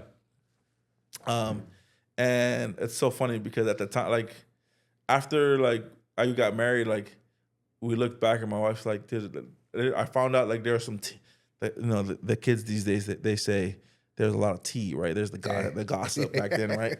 It was like there was some like I guess my ex-girlfriend at the time, or my girlfriend at the time, who's my ex, I guess there was chatter that she didn't like Lindsay, who's my wife now, and so Lindsay was like, yeah, I just kind of stayed away because I heard like, but I'm I say I give aloha to everybody. I see, oh, hey, what's up? How's it going? I give everyone a hug, like love. I'm just like, hey, how's it going, man? You having a great day? Just spreading the aloha, man. Spreading the love. Well, one of those daughter lunches, man, I was with my girlfriend, and she was like, do not let go of my hand, and do not say hi. I don't want you to say hi to that Batman girl. And lo and behold, who would have thought, man? Fast forward to the future, man, and we'd be married. But yeah, so fast forward, my wife and I, like she's a year older, and but we reconnected. So I had left on I'm LDS, and so I went to go serve after Mike Stoops got fired after my freshman season, and then Rich Rod gets hired, but Mike Stoops and I had a deal like if I wanted to go, like I could serve a mission if I wanted to. So I go and serve a 2-year, but his day, like, if you want to go serve a 2-year mission, like you need to play 1 year for me. So I played 1 year, and I have to give give Coach Mike Stoops his flowers, because if it wasn't for him being able to do that, like I don't think I would be able to be where I'm at, to finish out the collegiate career that I have, because he literally set me up for success. Whether he was gonna be there or not, it allowed me to have actual college game footage, so that like when I came back from my mission, like I could have gone anywhere, but I'm loyal to the soil. I went back and Rich Rod said, we're gonna honor and hold your scholarship for you. So you go your 2 years. So I did my 2 years, came back, and then me and Lindsay. So when I got back, I ran back into Lindsay, and the rest is history. Dude, so let's touch base on that a little bit. So you go on mission to do your mission. Yeah. 2 years, bro. 2 years, man. 2 years is a long time. Yeah. A lot of service, a lot of service of love, and just trying to. Dude, so you get to college and you play 1 year? 1 year, dude. Right. I started as a true freshman. So you started as a true freshman? And I put it all on pause. And then you put it on pause the following year to go to the mission, dude. To go serve, man. Dang, bro. So across 2 years. Yeah, into a whole different country, a whole different language. I never spoken the language before. Like, where'd you go, dude? Chile. No way. That's where I learned how to speak Spanish. Yeah, dude. Chile. Yeah. Wow. Yeah, dude. So then, I mean, at this point, how's your mind feeling? It's 2 years, so a lot happens in 2 years for a lot of people. A lot of doubts were going. So, like, how were you feeling in these 2 years, man? A lot of emotions, a lot of mixed emotions, bittersweet. It was like I was excited to go basically like spread the gospel about Jesus Christ and go serve people and and a huge part of my mission was like doing service projects, like humanitarian work, Right. But like I was excited for that adventure, but I was also like scared, like of what the future was gonna hold. Like, what will I be the same? Like, will I be able to come back to this? They're gonna hold my scholarship, but like, will I still be that same cat? Will I still be able to produce? Will I still be able to compete like the way I used to? Because I'm giving it all up. Like I'm at the high. Like I could just keep rocking and decide, you know what, I don't want to do that, and I just want to just continue to, but like part of me just felt like that was part of I needed to do that. Whether it was like part of my self discovery of whatever the case may be, like I would not be in who I am today without that experience. Like what I said, like set the sails to sail to many different shores. Well, that one was a destination far beyond my imagination. Yeah, dude. And you know what? I can't even begin to imagine how I would have handled this situation like that, because you're at the prime, you're starting, like you're a huge prospect. Yeah, like who would want to give that up? Right. Who would want to give that up, dude? In your prime, like you said, dude, and then you just give it up for something that's completely different, like totally not football, totally not that life. Nope. And you just give it up for 2 years. And from what I understand, I have a couple friends that are LDS too. They're like, yeah, you don't really have communication with like your peeps at that time. Yeah. So nowadays, like the kids nowadays that go on LDS missions, like the communication is a lot different. Like they could communicate, they could FaceTime every week, right? If or do a video call every single week. Whereas back then, like you only communicated with pen and paper, and email. Okay. Yeah. So fortunately, we had some email. So if I need something quick, like boom, I could just send that an email. And matter of fact, like my coaches, they were on that email list to kind of just follow my experience, some of the experiences that I went through. But yeah, dude, that's the only, and you could only call. We would only be able to call home twice a year: Mother's Day, right, dude, and Christmas. I heard about that. I was like, wow, that's crazy, dude. So other than that, it was the only communication was via email or pen and paper. Yeah, I know. Writing letters. That's crazy, dude. Yeah, but nowadays the luxury is very different. They could FaceTime every single week, and catch up, and it's way different. They could text. Yeah, it's way different now. Yeah, but the reason why I bring that up, dude, is because, like, again, going back to you're starting at the highest level of amateur football, like you said, and then things are going well for you, and you literally put it on pause. Not just on pause, but like you literally went to a place where you had like no real contact with that reality whatsoever.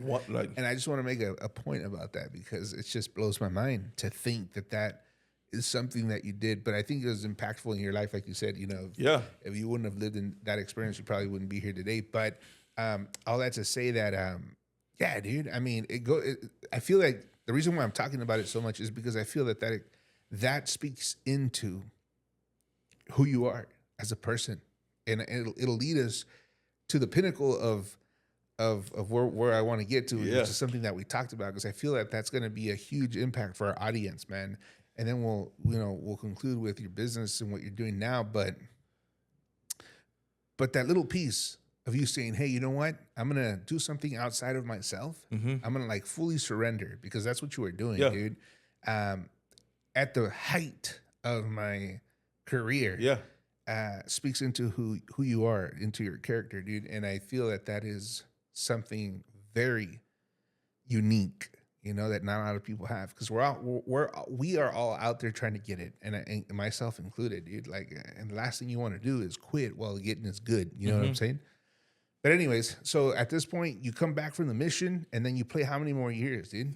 3. So you do the 4-year college experience. No red shirt. That was just. So at this point, you already met your wife, you get married, you have a kid, and then take us to the point where now the contracts, or at least the possibility of you playing in the NFL, comes in. Take us there, dude.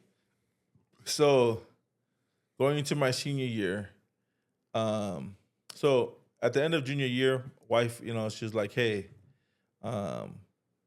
she's 6 months pregnant with our oldest, and she goes, it was after the bowl game, on our way back from the bowl game, and we had this discussion about our future. And she goes, so what's the plan? And I look at her like, what do you mean, what's the plan? Like, what's the plan for our future? And maybe I was just like, in the moment, I was kind of appalled. Like, what kind of question is that? We Yeah, playing yeah. ball. Yeah. Like, Yeah. that's the plan. Yeah. It's been the plan. I thought, where's the confusion now? Like, Yeah. and obviously we had this very long-winded, discussion. Hey, but before you continue in that conversation, so at this point, had the NFL reached out? Oh or yeah, were they, so were they they they reaching were out? they were scouting. Okay. So they started scouting my junior year, Okay. and some are they were wanting me to play. They had some teams were thinking about or just from what the scouts were saying, they're like, hey, we're thinking like, you could play like fullback or whatever the position may be. But like, they like what they saw. So that's just, it was only communicated through like our PR person at through football, because at that time, like, it was illegal. You can't, like, NFL can't, NFL scouts Right. can't really be talking. Like, there's all these different rules and regulations. But communication was getting back to me, like, hey, like, like that you're getting noticed, that you could, that you're handling your business in there. And so that junior year was like, I thought like, oh man, I could really make it. Like, I could maybe do this thing. And so senior year comes, and going into so at the end of junior year, like, I was like, dude, what you mean? Like, oh, we're playing ball. We had this whole discussion about like, where I never really thought about that life of playing professionally, in the pros, like of me being married with kids. I only saw it of just me playing ball, Right. just me. I only saw that vision of me, and then giving back to like my moms and my siblings and like my village, my communities back home. Right. I never envisioned it with that piece of the With the picture, wife and with kids. the wife and kids.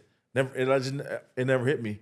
And obviously I had a lot of pride. I'm like, I was feeling defensive, like, man, like my dream was getting attacked. Like, what? And I was young and immature, but my wife was like, long story short, was like, what? Like, I just want you to, like, I'm not here to tell you what to do. I'm not here to tell you to give up your dream. I'm not telling you anything. I'm just trying to have this conversation as your partner in life to let you know, like, hey, like, is that the lifestyle that we want to raise our family in? But I trust you completely as the patriarch of our family to make that decision. Because that's been your dream. And I know you didn't envision it with like us at that time before, and so she was like, whatever you decide, just know I'm gonna be rocking with you. Still here. Like, if you decide like we're gonna go, okay, I'm gonna be right there with you. If you decide that it's not in the cards and you want to hang it up, I'm gonna still be here with you. But that's a decision that only you can make, because I don't want any resentment from you in the future. Like, oh, I did this. I was no, because I want it needs to be your decision. It's your call, and I trust you completely. And so, dude, they put me in a position like, I never really thought about it like that. Like, is this the really like the lifestyle I want to raise my family and my kids, dude? Like, and so I'm just like, so I go on this, decide to set the sails, man. I'm trying to go on this journey to figure out what is, where am I trying? Am I going or am I not going? And it was a constant daily battle. It's kind of like, I'm wrestling between the Lord and, and the adversary, because it was like, I'm like, one day it's like, yep, we're going. Next day it's like, nope, we're not going. And it was hard because I'm a returning veteran, right? Returning, and I'm a captain of the team, and my boy, I'm going to off-season workouts, preparing every single day. We're going to battle, preparing for that next season. And, it's like, it was hard. But ultimately, one day it hit me. It was about 2 weeks after my daughter was born. And I was sitting in my living room, and it just hit me like I can't really, I don't know how to explain it to you, but it was a personal experience where it was just like it just hit me to the core, like in my heart, like in my gut, like I just knew like it was.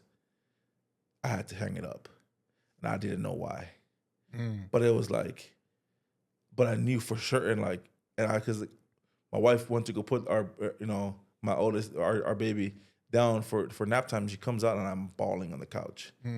I don't know if anyone's ever had those had experiences where like that, where they're like in search of something and all of a sudden it just kind of hits you it's an overwhelming feeling that you can't really, describe or control. But it was like, it was almost as if like the Lord spoke to me, just like, hey, like, you know what? I got bigger plans for you in a sense, right? And I'm just like confused, like, how do you lead me all the way up to this point to be like, never mind. Sorry, buddy. Yeah. Yeah. Yep. Ain't the plan. Nope. Yeah. Like talk about like psych, like, Right. just like rewrite like it was like rewriting the whole script. But I'm like confused. Like, how do you lead me up to this point? Like, why couldn't you have told me, like, given me this answer? Like, why couldn't I have, like, discovered this, years before? Like, why bring me all the way to the point where it's like they're Right knocking there. on your door, like, Yes. open the doors to kingdom come, like, Right. here we go. And then it was like, sorry, buddy, and I was just like, it was hard. And my wife was just like, she said, well, like, she said something to me. It was just like, basically, just pray. She said what did she say? She said, pray, to accept that this is His will for you and for our family, whatever that looks like. And in a sense, it talks about, because in the scriptures, they talk about how, for His plans, right, and His ways, are above what you may think is in store for you, in a sense. I know I'm butchering, but I'm not great at quoting scripture. No worries. You're paraphrasing. But like paraphrase, but in a sense, that's kind of the gist of it. It was just like, okay, well, for he has bigger and better plans for me, and I'm thinking to myself, well, I'm confused. I'm not worried about the bigger, better plan. I'm trying to figure out why this part of the plan was to play, and then now it's like not to play. Right. And so why you leave me up? And so, I feel like I've gotten a little bit of a sense of like why, but I'm still on that journey to figure. So would you say that to this day you still have questions about that still linger in your heart, or no? No, not at all. No. I think part of that pursuit, part of that process in pursuing, like trying to figure out whether I was gonna pursue it after my senior year, and I'm honestly like, I'm glad that I did it in that off season, be going into my senior, because then my senior year I just played, had the best time of my life, and then as soon as it was done, it was done, right? But what part of the process, what went into that process was I didn't want to.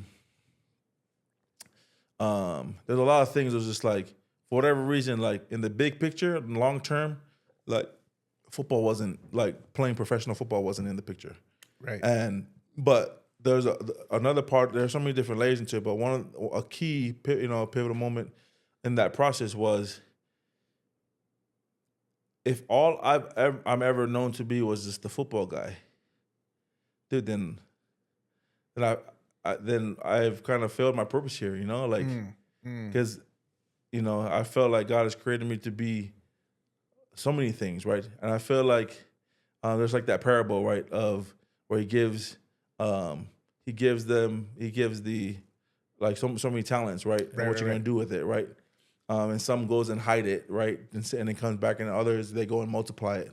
And I'm thinking to myself, and I'm a firm believer, like we're all blessed with a specific gift, or we're all blessed with there's this thing that He's just uniquely makes you, man. You, right? Dude, so real quick, I want to put a pause right there, because I just kind of want to reiterate what you were saying, dude. So like, So they're knocking at your door. You know they're knocking at your door, but then all of a sudden your wife approaches you one day and she's like, "Hey, I just want to have this convo with you. What does our future look like? Whatever it looks like, I'm your ride or die." Yeah.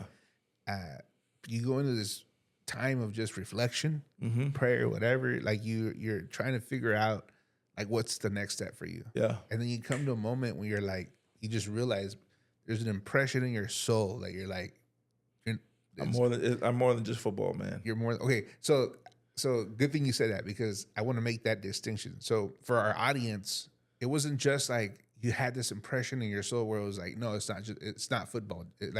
Just not football for you. It was something greater than that, and the impression was that very thing you said right there. You're so much more than football. Yeah. You're so much more than football. Yeah. So it wasn't just like a no. It was like you're so much more than football. And the plan is something else. Totally. And so up until that point, I've always was like, oh, you're the football guy. Like, you play football. Like, and everyone has ever talked to me about, oh, like, you know, it was always about football. And so up until anyone from that has known me up until that point, until this day, will ask me, like, you know, they'll bring back and reminisce the football days, you know. But them days, you know, the football days were great. But I'm on that chapter closed, and a new, you know, and then I began a new chapter. Yeah. You know what, dude? You and I had a conversation previously, and you know, I asked you a question and you answered it with like, yeah, dude, like that's exactly how I felt. And it's basically what you're saying now. But I just want to highlight the fact that the decision of you not moving forward with the NFL was totally a personal one. Mm-hmm. And it was more of a personal challenge to yourself, as in to say, like, I know I can walk through that door. I can totally do that. It's looking pretty damn clear. Like, Yeah. that door is going to open, you know? And through that door, there's millions of dollars, there's fame, there's fortune, who knows what else. Yeah. But I also know that that's not the entirety of who I am. And I don't want to be recognized just as the football guy. Yeah. Because I have so much more to give. I may not know what that is right now, but I know in my soul that I have much more to give. Yep.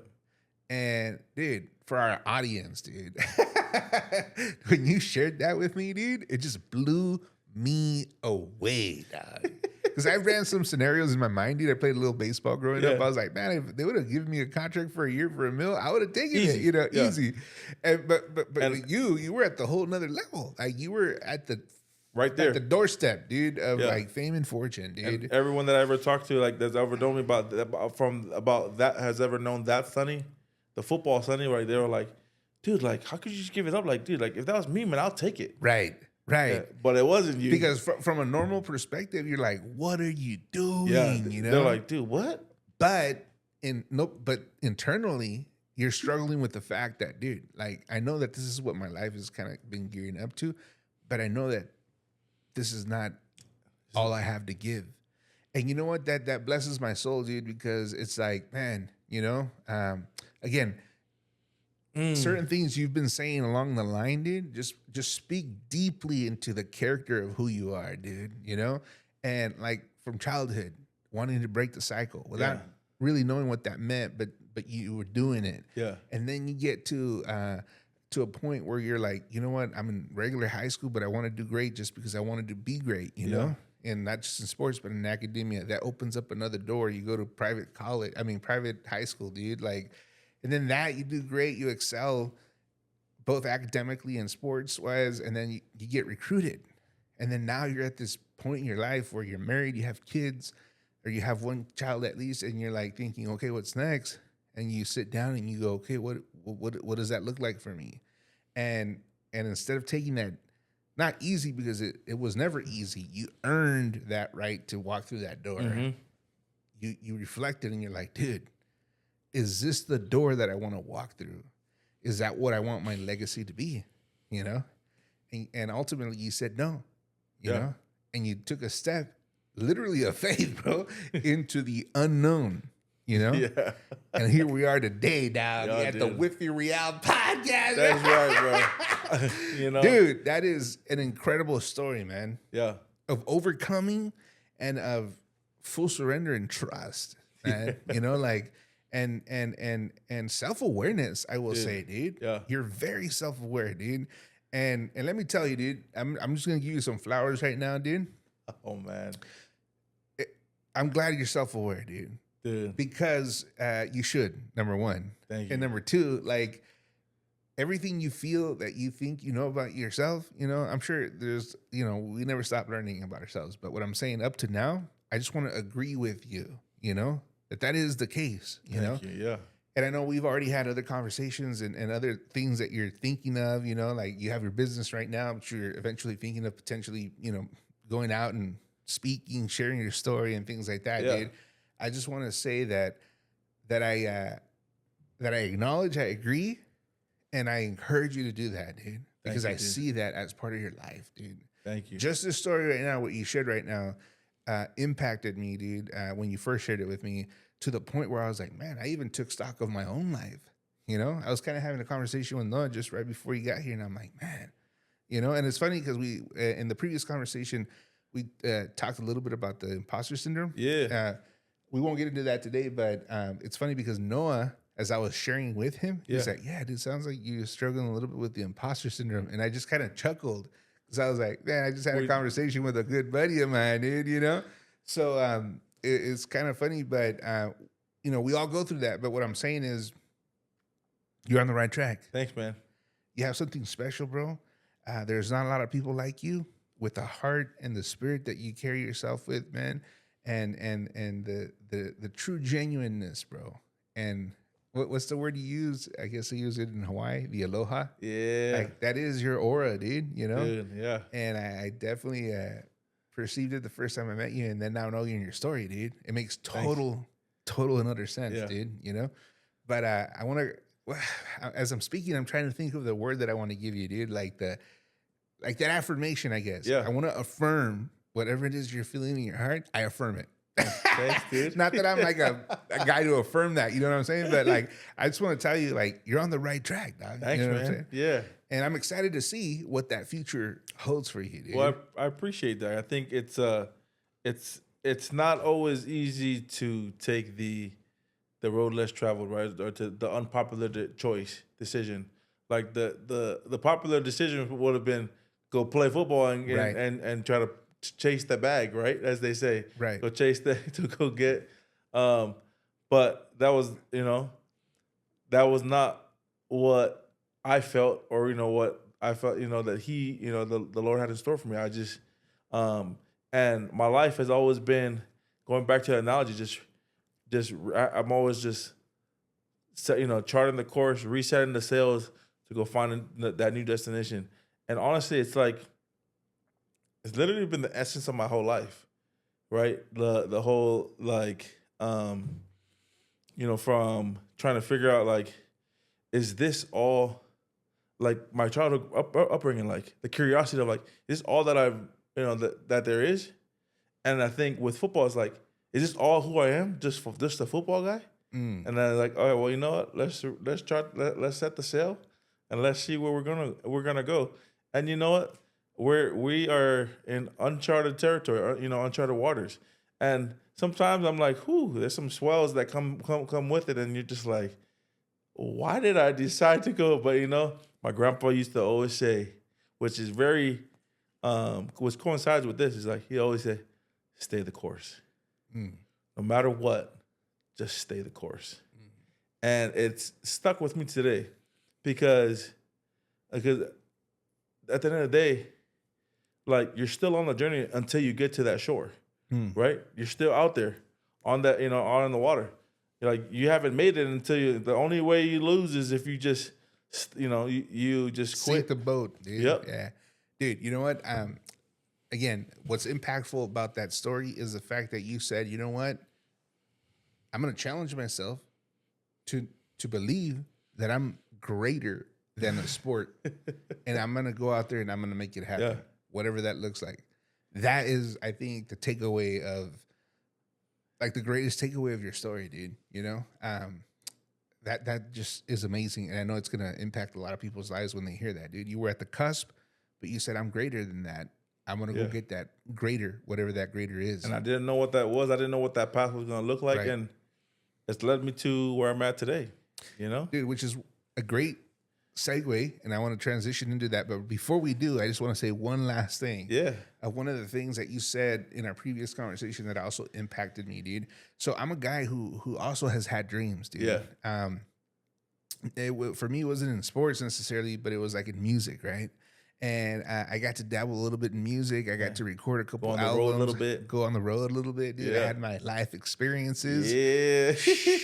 I missed the road with the guys, bro. Like, You know what? some of the best times of my life, dude. You know what's funny? I went through some childhood trauma, dude. As a kid, I was sexually abused, and I'm going through like a weight loss program now. And I was talking to the psychiatrist, and she's like, "Hey, you know what?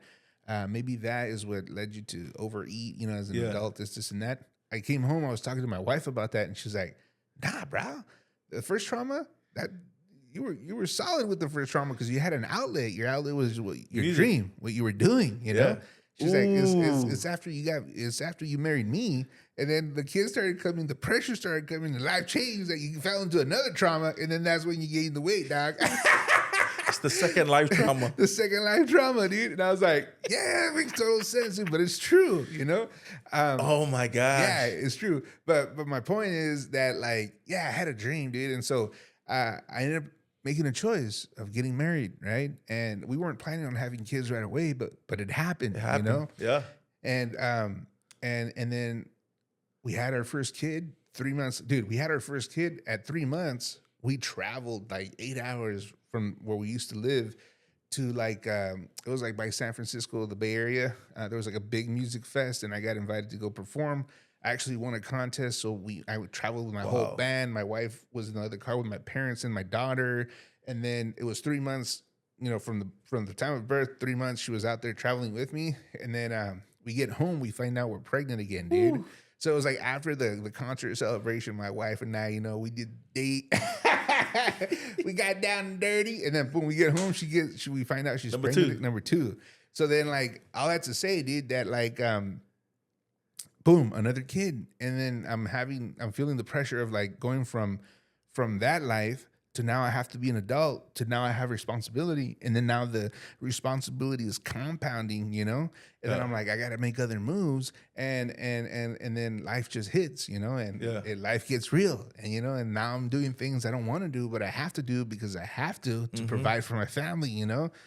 And so that created a lot of resentment in my heart, dude, towards my wife, towards my kids, you know, like. They didn't do anything to me. No. You know, it was my decision. Yeah. You know, me and my wife's decision to have kids, and it wasn't their fault, you know. But again, I'm young at this point. I got married super young. I was 22. By 23, I was a dad. 24, I'm a dad again. And then she got pregnant, you know, one more time after that. But for years, bro. Dude, are you telling my story or your story? Dude, but for years, man. For years, I was just depressed, dude, and I wanted to get back to the dream, you know. Yeah. I wanted to get back to that life, dude, and I tried little things here and there, and I would record a single, and then I would spend money on doing that, you know, money I could have used for a trip or something like that, you know, and even moving to Arizona. Like, I know it sounds kind of crazy, but you know, we lived in California, cost of living was real high. I even told my wife one time, I was like, let's move to Arizona, because cost of living is less. I could probably work less and focus more on the music, you know? And that's 2017 for me, 2018, dude. Wow. I'm still holding on, you know? But all that to say that obviously since then, life has changed, and I see things differently now, you know? And I've come to a point of surrendering certain things where I'm like, you know what? It wasn't part of the chorus, you know? But you said something. I say all that to say that you said something in our previous conversation that really touched me, dude, you know? And I forget exactly how you said it, but it had to do with like your kids, you know? And you said, you know what? I'm doing what I'm doing, or before I was trying to do things in spite of them, or not in spite of them. Oh, I know exactly what you're saying. Dude, say it for the audience, bro. Oh yeah. So, I mean, I think what you were talking about, we had talked about, you know, we shouldn't do what, you know, like our kids and our family, like our wife, our kids, our wife, our family, like they shouldn't be the excuse. They should be the reason why we do what we do. Right. Yeah. Right. Yes. That's it. They shouldn't be the excuse. They should be the reason why we do what we do, dude. Yeah. And for many years, dude, they were the excuse of why I didn't do what I didn't do, you know? And so we don't do things despite of having them. We do it in spite of the challenges that come with like with family and parenthood and and marriage and all that. Like in spite of all the challenges that come with it, like we can we still have the choice to do to do the things that we do, right, for them, dude. And you know what? I think that in my life, recently, I would say when I say recently, I mean like in the last 4 years, dude. That's kind of been the motto for me. Like let's not do it because of them, but let's do it for them, you know. Yeah. And it's really encouraged me to see things from a different perspective, man. But I just want to say thank you for sharing that, man, because that's very impactful, man. It impacted my life, man. But you sharing that snippet just got me thinking about that Journey song. They say that the road is not meant to start a family. I'm forever yours. Dang, faithfully. That's yours. That's your story. That's man. my jam right there. I'm gonna listen to that song, dude. I don't think I've ever heard it, dude. Cool, man. So let's start winding things down, dude. So what are you doing now? Where are you at today? And I want to touch a little bit on your business, on the business side. Yeah, for sure. So just kind of share with you, with the audience, dude. What do you do today? What business do you run? And then I'll ask you some rapid fire questions, and then we'll call it a night, man. Yeah, most definitely. So my whole life story led me to, with everything that we talked about, right? To what I'm doing today. Like when I decided to hang up the cleats, I was like, what's in store? If I'm giving this up, like what do you got next for me? Like what's in store? What does the future hold for me and for my family? And I didn't know what that was. I always had this feeling like I wanted to be in business. I just didn't know where my place was in business. And so as I just embarked on that journey and set the sails to see where we're gonna go. Fortunately, I had some good people. I met some good people along at the previous destination that told me like, hey, you know what? I know somebody. You should go check them out. Go stop off over here. And I was like, okay, well, shoot. Set the sail. Let's go check out that spot real quick. Let's see what they say. And I go over there. Unfortunately, it was an opportunity. Jane Rojas was her name. She's a wealth manager down in for Morgan Stanley in Tucson, Arizona. Okay. And she, her story impacted me, inspired me to want to be like, okay, I was literally just trying to find opportunities to build a resume outside of football because I was up until that point it was just ball. Right. So I'm like, I'm trying to find my footing and trying to figure out where in business, let me just take this first opportunity. And so I become an intern at the Morgan Stanley branch in the foothills of Tucson, off of Skyline. And I go there and I work for a gentleman who's a senior advisor there, Alan Willenbrock, who gave me my first break as an intern in there. And I got to meet a lot of good people there. And they offered me an opportunity. And while I was going there, I was doing my MBA in accounting. Okay. And finance. Because I thought accounting, I really enjoyed accounting in school. My undergrad was psychology. And then I had a minor in sports management. And part of my business classes was accounting class. And I really enjoyed accounting. And I guess they said, like, you either hate accounting or you love accounting. Yeah. And most people hated it. I enjoyed it. And so I thought that was the route. So I was like, okay, I'm going to leverage this opportunity with this internship to propel me into a career with accounting. And while I was at Morgan Stanley, there's a guy then by the name Steve Cook. He told me, he's like, hey, have you ever looked into, or have you ever like shadowed or seen what actually accountants do? Or, and so he's like, well, you should go take a look into different types of accounting, right? I go into and I go on that journey and I'm like, you know what? I love numbers, but I like people better. And so I started learning more about the industry and they started getting mentored and taught there. And so there was an opportunity to stay there and work my way back, work up. And then there's another, but I also, you know, bet on myself and invested on myself to go apply to other places. And I did. And I ended up choosing to go to, and it made sense, like, oh, stay at Morgan Stanley. That was the thing. I was already there. But for whatever reason, I just love a challenge. So I decided to go to Edward Jones. And as I took the offer to go to Edward Jones. There was a mentor there that said, hey, like, I had asked him, like, hey, like, if we decide to move in 5 years, is it possible? He's like, it's anything is possible. You know, it's just, you know, he's like, but from experience, like, it's just difficult to kind of just pick up because you're building, you know, whenever you're trying to build, trying to start build a career, build a business in this industry, like, you want to try to find a place where you can see yourself for the long haul. And so I was like, man, I just accepted this role, like, you know, and so basically it was like where I have to go, and we decided that we wanted to be closer to family, just to have that support system as I build. And dude, I have no idea. Like, Tucson was a great place for me coming from the islands because it's a college town, very small niche community. The whole Maricopa County, Phoenix. Yeah. You know, when I used to hear people, oh yeah, I just came down from the valley or the east. I'm from the East Valley, West Valley. Right. Dude, it was just sounding like Chinese to me. I'm like, what the what?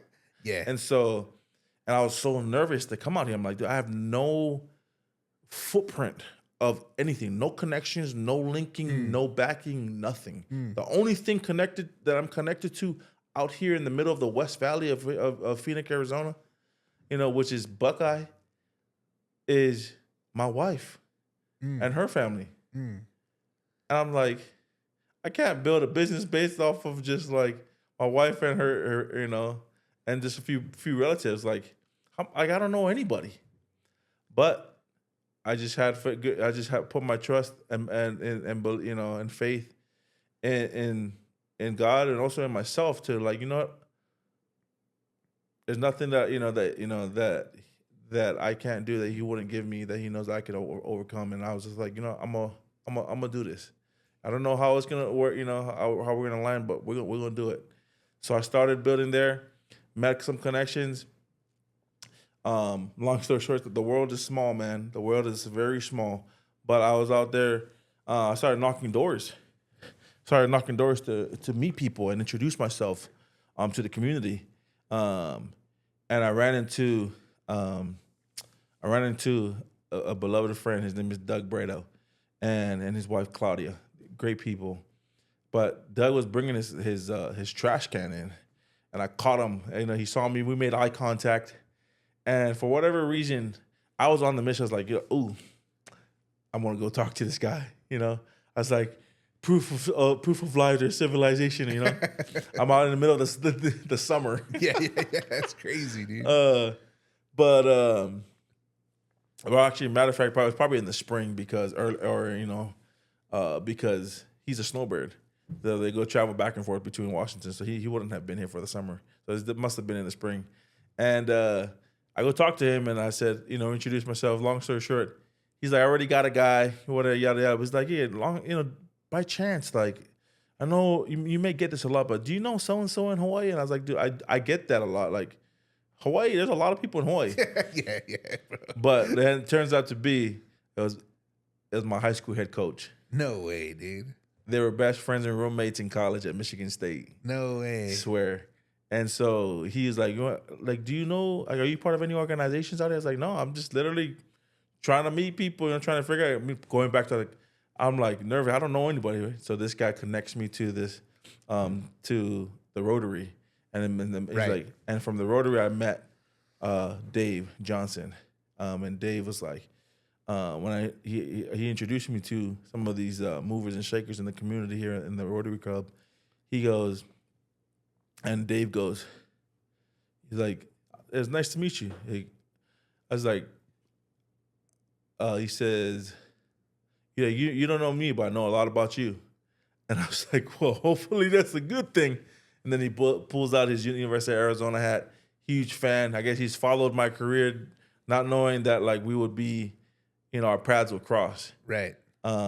He knew in that very moment, was that 2018 or 2019, that like that I would be the guy that he would, bring on to, eventually be the future here of his firm here in Verado. Fast forward, COVID happened, right? And he ended up getting it hit pretty bad. And his wife calls me up, Lisa, and she's like, hey, Dave's okay. He's been battling, he's been in and out. We went to the hospital. It got hit pretty rough with the whole COVID situation. But he wanted me to reach out to you to let you know he wants to link back up with you, and discuss what see what your future plans are. And I was like, oh snap, okay. So we linked back up. Long story short, he offers me, he's like, dude, I knew back when I first met you that you were the guy. I just knew it wasn't the right time. And so fast forward a couple years later, right in 2021, I ended up coming over, leaving Arizona, and I joined Johnson Wealth, and I've been building my book of brands. So that's where I'm at right now. So I run the boutique wealth management shop here locally in Verado, northwest corner in the Davis building. It's the brick building on Main Street in Verado. And yeah, so we're a wealth management firm. What that entails it's just big. It's the whole picture, right? From assets to liabilities, trying to help clients with financial planning, retirement planning, investment and insurance planning, tax planning, estate planning, all those things that comes underneath the wealth umbrella, and just helping clients really win. I think and for me, as I gone in the independent channel as an advisor is a little bit different, because you're your own boss, you're your own, and you it's a little bit different than working as a advisor for a corporate firm.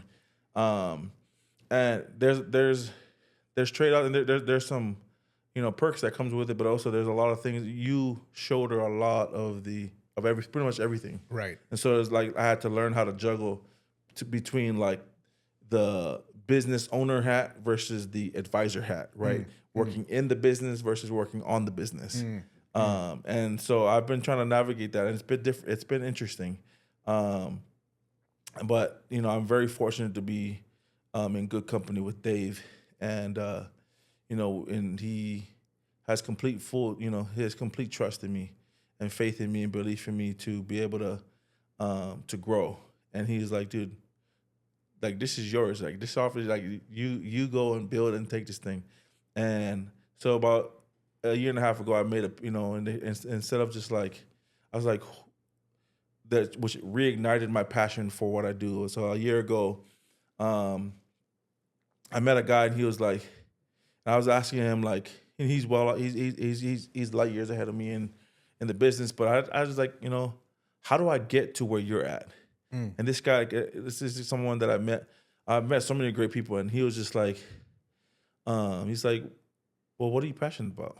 Like, and I don't mean it like, he's like, I'm not just saying like to just aimlessly or carelessly just follow your heart and desires and just right. Like, what are you really like, what drives you? Like, and I was like, I said, oh, if you're talking about passions, like there's two things: it's my family and football, or just sports in general, right? I'm a competitor; it's in my DNA. Like, right. Once an athlete, you're always an athlete. It's instilled in you. Right. That's part of your. They call it. How they have the iOS for like the operating systems for like phones, right? Call it the AOS, the athlete operating system. Oh, right down. My buddy of mine is, Chris Ponder. I met him a year ago. Anyways, I met him because I made this pivot, because I was like, he's like, well, shoot, that's what you should be doing. He's like, have you ever thought that you wanted to be like, have you ever thought to try to pursue like any like one in your network, like with alumni or just anyone that played professionally or whatever? I said, no, I never thought like, I didn't want to, bother these are my peers, right? Like, and they probably have, he's like, no, he's like, dude, And when he was talking, after I talked to this guy, he's like, dude, you should do that. You should go pursue the sports realm, whether they're professional athletes or the coaches. And then he's like, you say you're a girl dad, like, dude, take a look at your book, see what, and see, who you're currently serving. And dude, half my book is like women, and it's kind of interesting because like I've had so many influential women in my life, and I'm surrounded by them my whole life, and even till today, like, and I'm raising future, influential, for sure, future women leaders, and I've been in this industry long enough that it's like I've seen the women investors not get either underserved or underappreciated or undervalued, it never really dawned on me. It was just the way that I built my business was I always made sure that the wife was present. That was just kind of my process. Like, right. I want to make sure we're all on the same page. Yes. And that everyone's voice is heard, right? And that everyone gets a vote. And so ultimately my biggest thing is just I want people to feel valued, right? And to, and I want their values to be heard and values to be noted. And that's part of the kind of that dives into how I go about our financial planning process and helping our clients build out financial plans for them. And so now I built out a website with my marketing team, and it's literally rolling out. But what's the website, dude? Tell the audience. Yeah, website is currently SaniFuimaono.com. Okay, cool, man. But we're making a pivot to, so that's the website. But so we're making some web changes, updates right now. But basically, I'm serving, call them, women investors. I call them women warriors, because I feel like women they go through a lot of different life transitions that comes with situation where they may need, or they'll need help, whether it's a death, a divorce, or they're trying to get back into the workforce, whatever the case may be, right? And I want my daughters to see that I'm advocating for women, and so that and selfishly inside, my hopes is that they would like to eventually take the business over. Okay, right? I see, man. So building something generationally, man. Totally. Awesome. Yeah. Hey, let me ask you a quick question. But before I do, tell the audience where they can find you on social media. I don't know if you have social media or not. Yeah. So right now, currently, my right now my handles are Sani, SANI_J Wealth. Okay. Yeah. So those are my social media handles. But website is SaniFuimaono.com. That's where you can find all the details about me and what you're doing, man. Yeah, man. Right on, dude. Rapid fire questions, man. Because we've been here for a minute, man. I don't want to keep you any longer, bro. Dude. How long has it been? Oh my gosh, we are. Wow, bro. Trust me, dude. I looked down and I was like, "Whoa, man." No, dude, man, no. We owe you. We owe you. Yeah, seriously, dude. So real quick, just to wind it down, dude. So time flies when we're having a good time, dude, man. I tell you what, dude. We can sit here for hours, man. Dude. Leadership, man. How are you a leader? And just give me rapid fire answers, like not like super in depth, just superficially. Leadership.